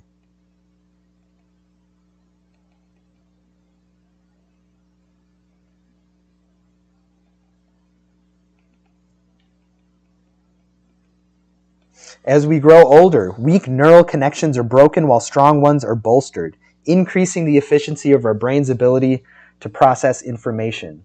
This concept of plasticity is important because it is closely linked to learning and memory. As you learned in Chapter 4 of Biology, stimuli cause activation of neurons which release their neurotransmitters into the synaptic cleft. These neurotransmitters continue to stimulate activity until degradation, reuptake, or diffusion out of the synaptic cleft. In the interim, this neural activity forms a memory trace that is thought to be the cause of short-term memory. As discussed earlier, if the stimulus isn't repeated or rehearsed, the memory trace disappears, and the consequence is a loss of the short-term memory. However, as the stimulus is repeated, the stimulated neurons become more efficient at releasing their neurotransmitters, and at the same time, receptor sites on the other side of the synapse increasing receptor density. This strengthening is known as long-term potentiation and is believed to be the neurophysiological basis of long-term memory. Long-term potentiation. As described in the previous section, a memory begins its life as a sensory memory in the projection area of a given sensory modality. This sensory memory is brief unless maintained in consciousness and moved as a short-term memory into the hippocampus in the temporal lobe. The memory can then be manipulated through working memory while in the hippocampus in tandem with the frontal and parietal lobes, and even stored for later recall. Over very long periods of time, memories are gradually moved from the hippocampus back to the cerebral cortex. Note that this general pathway is a drastic oversimplification of the complex interplay of brain regions involved in memory, but is a useful paradigm for test day. Great. What is neuroplasticity? How does neuroplasticity change during lifetime? Neuroplasticity is that you can make new connections and prune old connections. And how does it change throughout your lifetime? Decreases in old age. 2, what is the term for removing weak neural connections? What is the term for strengthening memory connections through increased neurotransmitter release and receptor density? Removing connections is pruning. Strengthening connections is potentiation.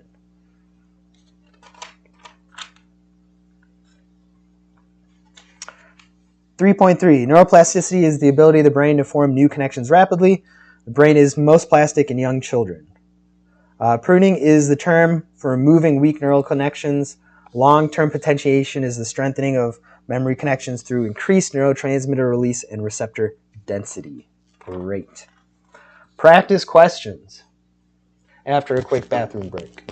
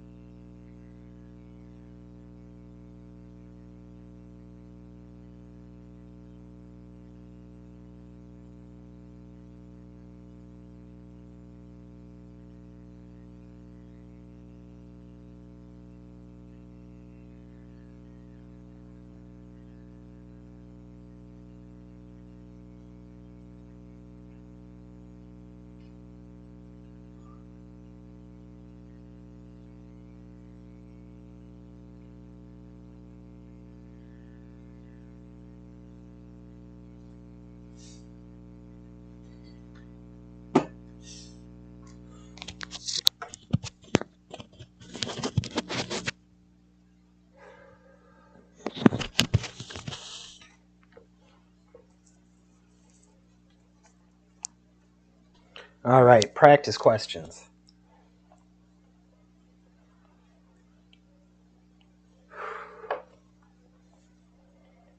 Number 1. Researchers repeatedly startle a participant with a loud buzzer. After some time, the participant stops being startled by the buzzer.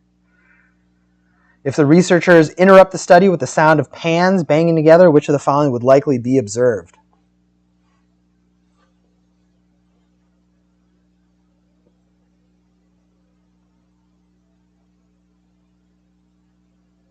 Increased startled response to the buzzer, decreased startled response to the buzzer, no change in response to the buzzer, generalization to previously non-averse stimuli.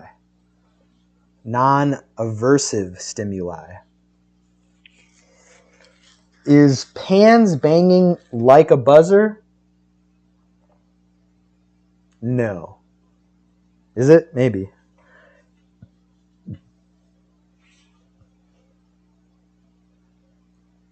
I think no change in response to the buzzer.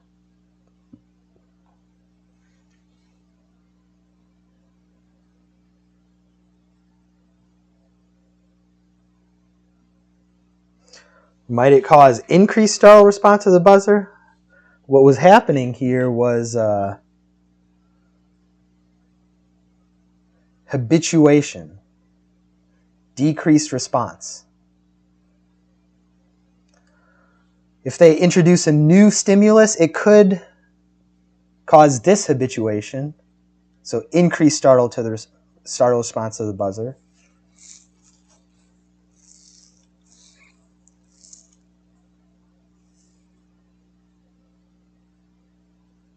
It could just be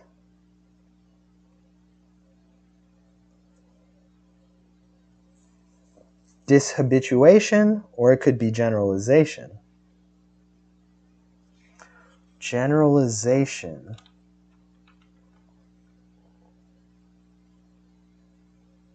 So if the buzzer startles a participant, why wouldn't pans banging together also startle the participant?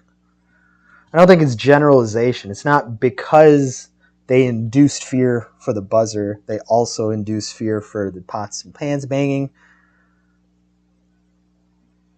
I think we're going to go with increased startle response to the buzzer. They just got used to it and then they switched it up. I think that's dishabituation.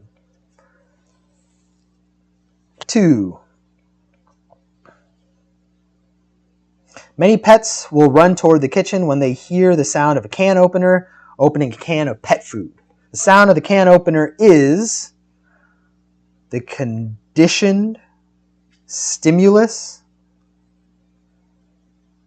C, right? Like the bell ringing.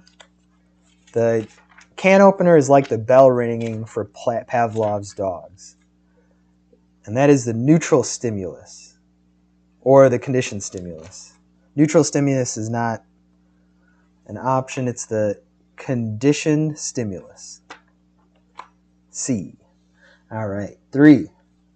A person suffers from food poisoning after eating a spoiled orange and later finds that the smell of lemon and other citrus fruits make her nauseated. This is an example of generalization. B. Generalization is acquisition to similar stimulation. So lemons in this case are similar citrus fruit to oranges. All right. 4. Which of the following processes would increase the likelihood of a behavior? Extinction, negative punishment, positive punishment, avoidance learning.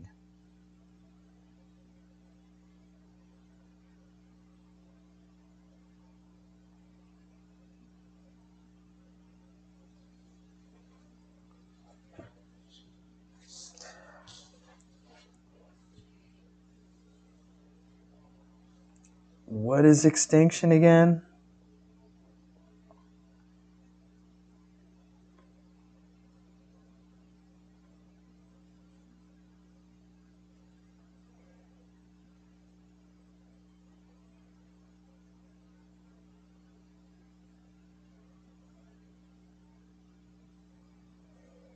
Extinction is of a conditioned response, right?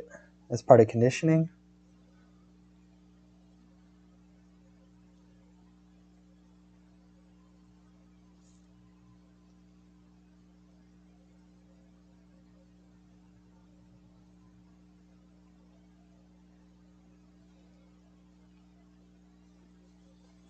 Let's go back and find extinction. Extinction.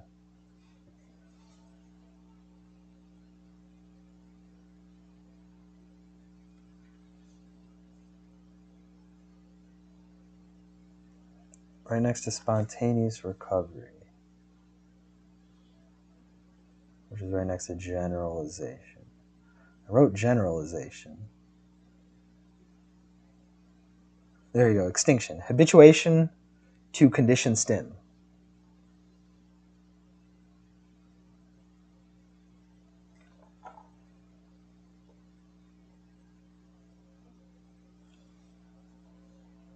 So extinction would not increase the likelihood of behavior. Punishment would. Avoidance learning. And what is avoidance learning again?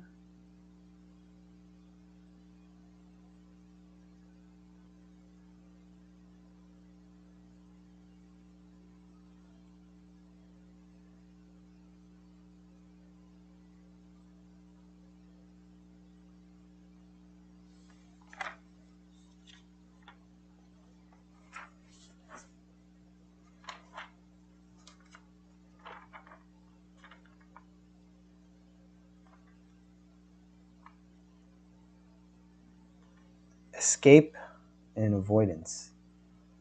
Avoiding something that hasn't happened yet. Escape is escaping something that has happened.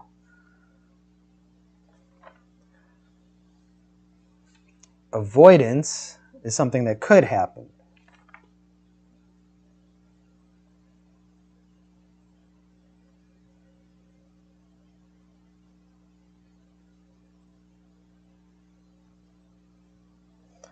Punishment would not increase the likelihood of behavior. Avoidance learning can. So I guess D.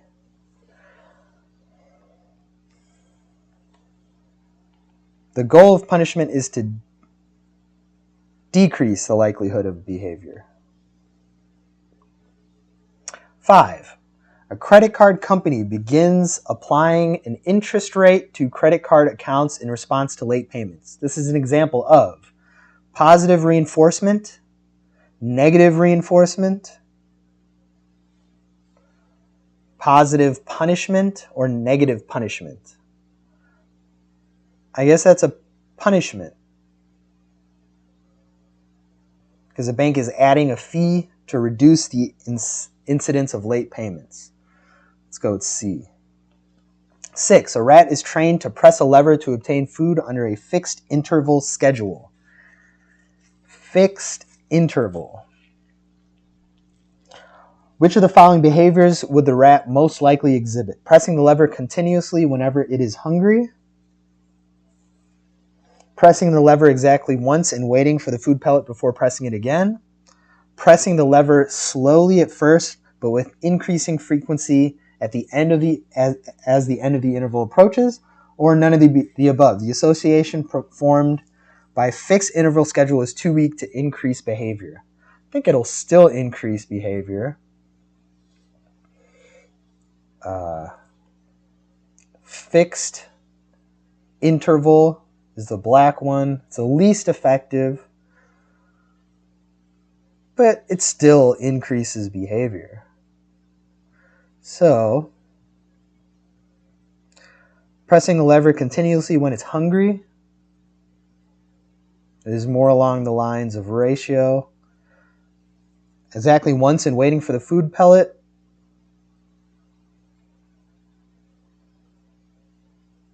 still sounds like a ratio. Pressing the lever slowly at first, but with increasing frequency at the end of as the end of the interval approaches. They know they have to press it after a certain interval. They don't really know what the interval is, but as it feels like, oh man, it's been a long time, they're going to press it more often. I think C sounds the best.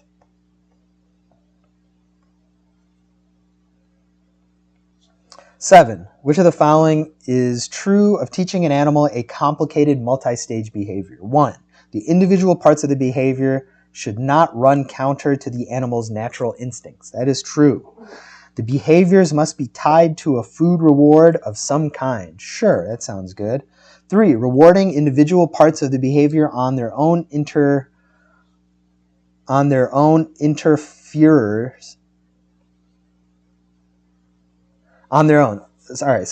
Rewarding individual parts of the behavior on their own interferes with reinforcement of the entire behavior.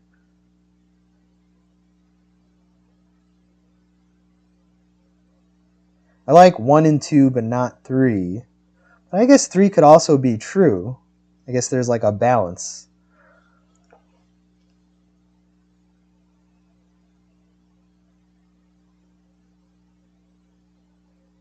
The behaviors must be tied to a food reward of some kind.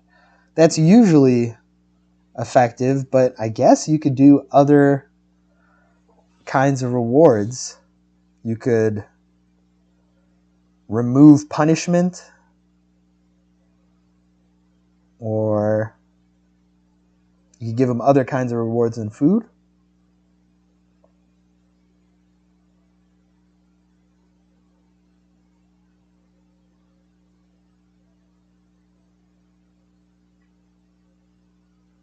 I guess 2 doesn't have to be true. But 1 and 3 kind of sound like opposites. Maybe it's just 1.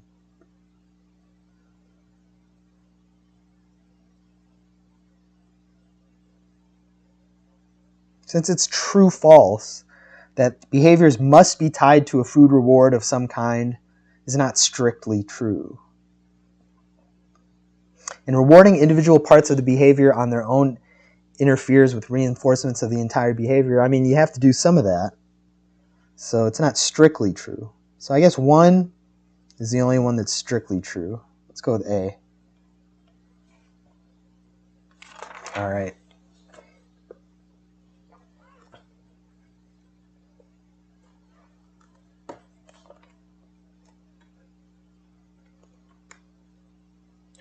Number 8. Which of the following is true of controlled processing? It is the means through which information enters short-term memory. Information that requires controlled processing cannot become automatic. It always requires active attention to the formation being encoded. Most information we can later recall is encoded using controlled processing. What is controlled processing again? Effortful.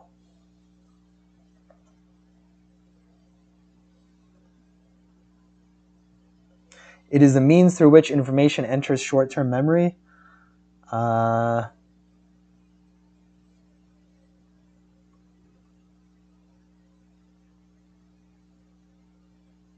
Short-term memory down here. Sensory memory.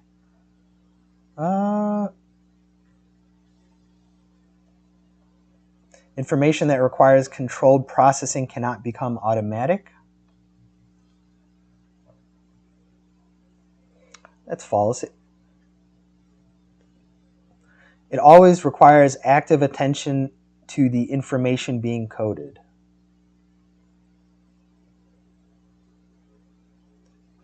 Controlled processing is effortful. So yes, it requires active attention. Most information we can later recall is encoded using controlled processing. I mean, most information, we gain a lot of information from automatic processing. It is the means through which information enters short-term memory. It can also enter automatically. Information that requires controlled processing cannot become automatic. Also false. So it requires active attention is the only one that's true. 8 is C. 9. Which of the following methods of encoding is most conducive to later recall? Semantic, visual, iconic, acoustic. I guess semantic, A. Iconic, is that a kind of memory? Or recall? Or encoding, rather? Iconic recall.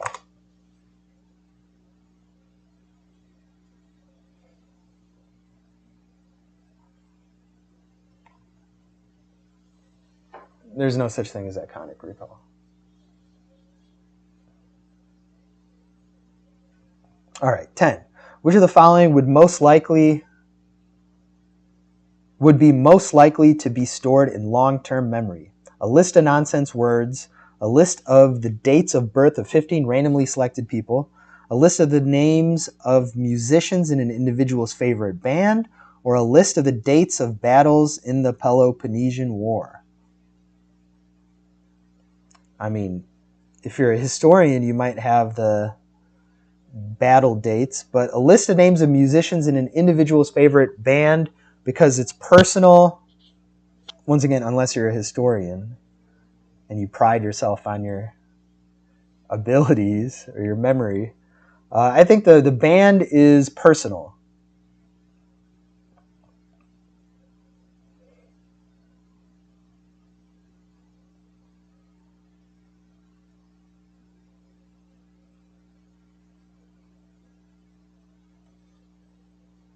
And was there a...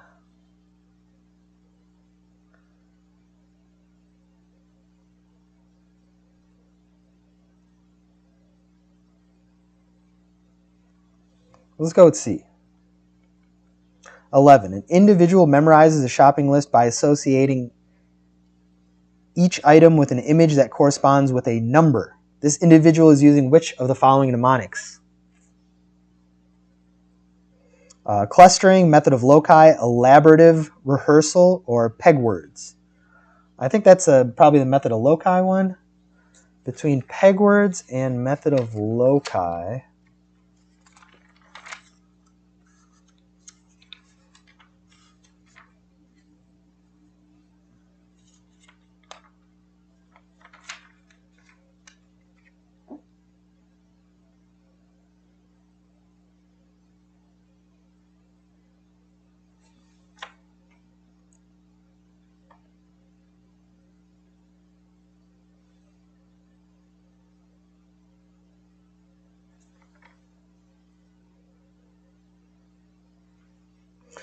method of loci is each item on a location along a route. Similarly, the peg word system associates numbers with items. So maybe this is closer to the peg words.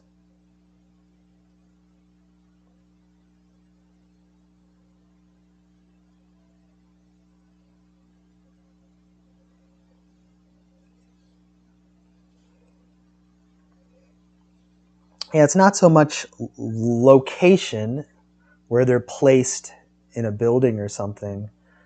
It's more a list, associating them with numbers. I'm going to go with peg words. D. 12. A researcher uses a partial report procedure after presenting participants with an array of 9 numbers for a fraction of a second. Which of the following is most likely result of this procedure? The participants will be able to recall any of the rows or columns in great detail, but only immediately after presentation. The participants will only be able to recall the first few numbers in the array due to the serial position effect. The participants will be able to recall approximately 7 of the numbers for a few seconds following presentation of the stimulus, or the participants will not be able to recall any of the numbers verbally, but will be able to draw the full array under hypnosis. All right, it's probably A, the participant will be able to recall any number of the rows or columns in great detail, but only immediately after presentation. That sounds like the partial report example they gave.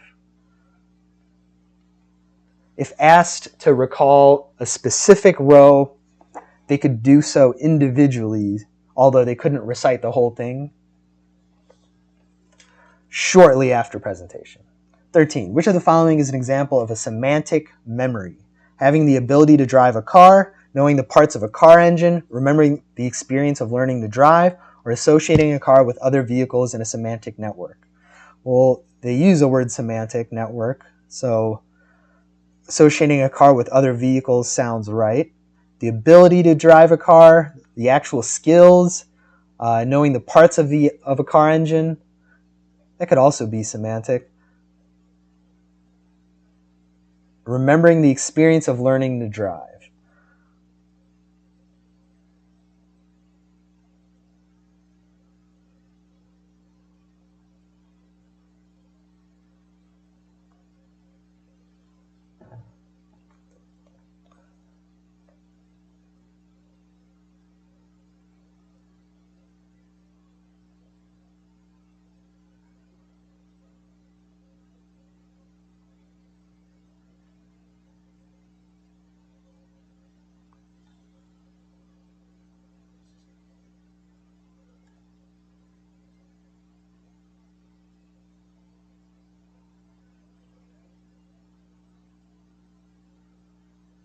Self-reference effect. Apply to self. I wanted to use that for this other one, list of band individuals, band names, or musician names. Anyways, the semantic memory,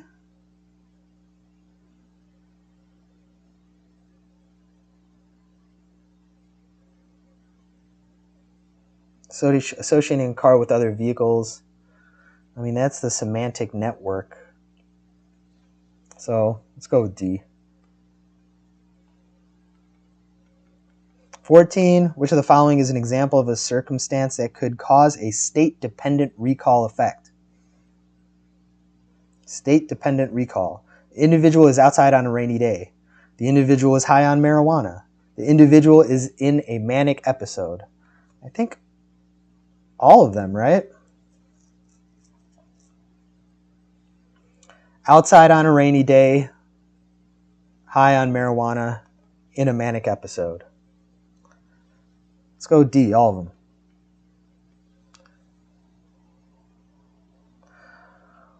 Which of the following would elderly individuals be most likely to have trouble recalling? The circumstances of meeting his or her significant other in college, a doctor's appointment schedule for 1 p.m., the names of the characters in his or her favorite television show, or that a library book needs to be returned when passing by the library on a morning walk. I guess it's the time-based one that they would be worst at.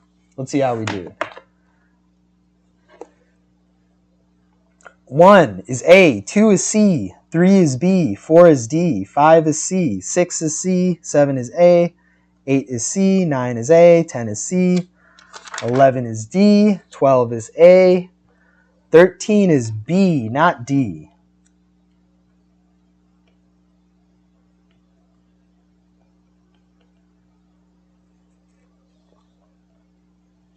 Semantic memory is the category of long-term memory that refers to recall of facts rather than experiences or skills. Be careful not to confuse semantic memory with semantic networks.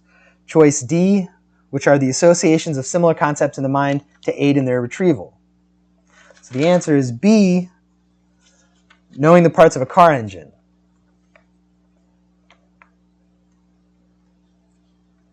So what is semantic memory rather than semantic coding?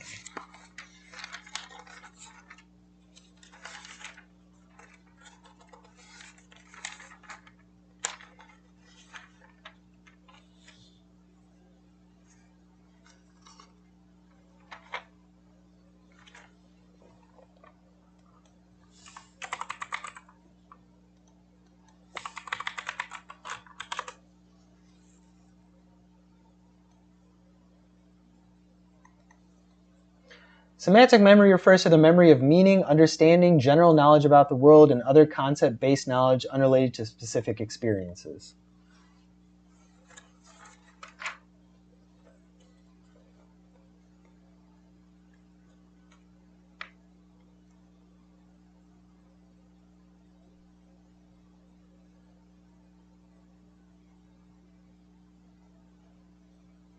So knowing the parts of a car engine is unrelated to a specific experience. Having the ability to drive a car, you can't help but think about your own experience. Remembering the experience of learning to drive is definitely experiential. Associating a car with other vehicles in a semantic network. To me, that doesn't seem experiential. Maybe it is. Knowing the parts of a car engine, they're saying, are not experiential, though. Although to learn those, you would have to have the experience and the memory of spending some time doing it. 13, they say, is B. 14 is C, not D. State-dependent recall is concerned with the internal rather than external states of the individual. As such, both statements 2 and 3 are examples of state-dependent circumstances, while statement 1 might cause a context effect instead. They're saying that the individual is outside on a rainy day. That is contextual.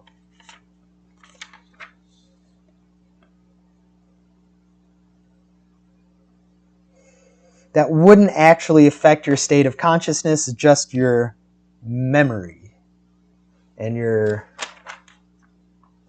mood. It could affect your mood, but doesn't actually affect the glucose in your blood or such things.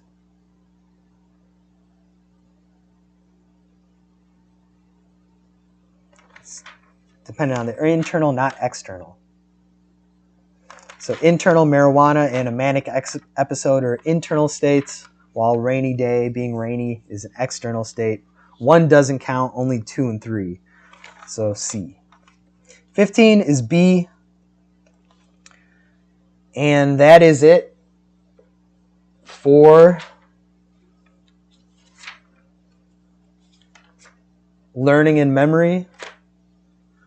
Next time we'll get into chapter 4, cognition, consciousness, and language.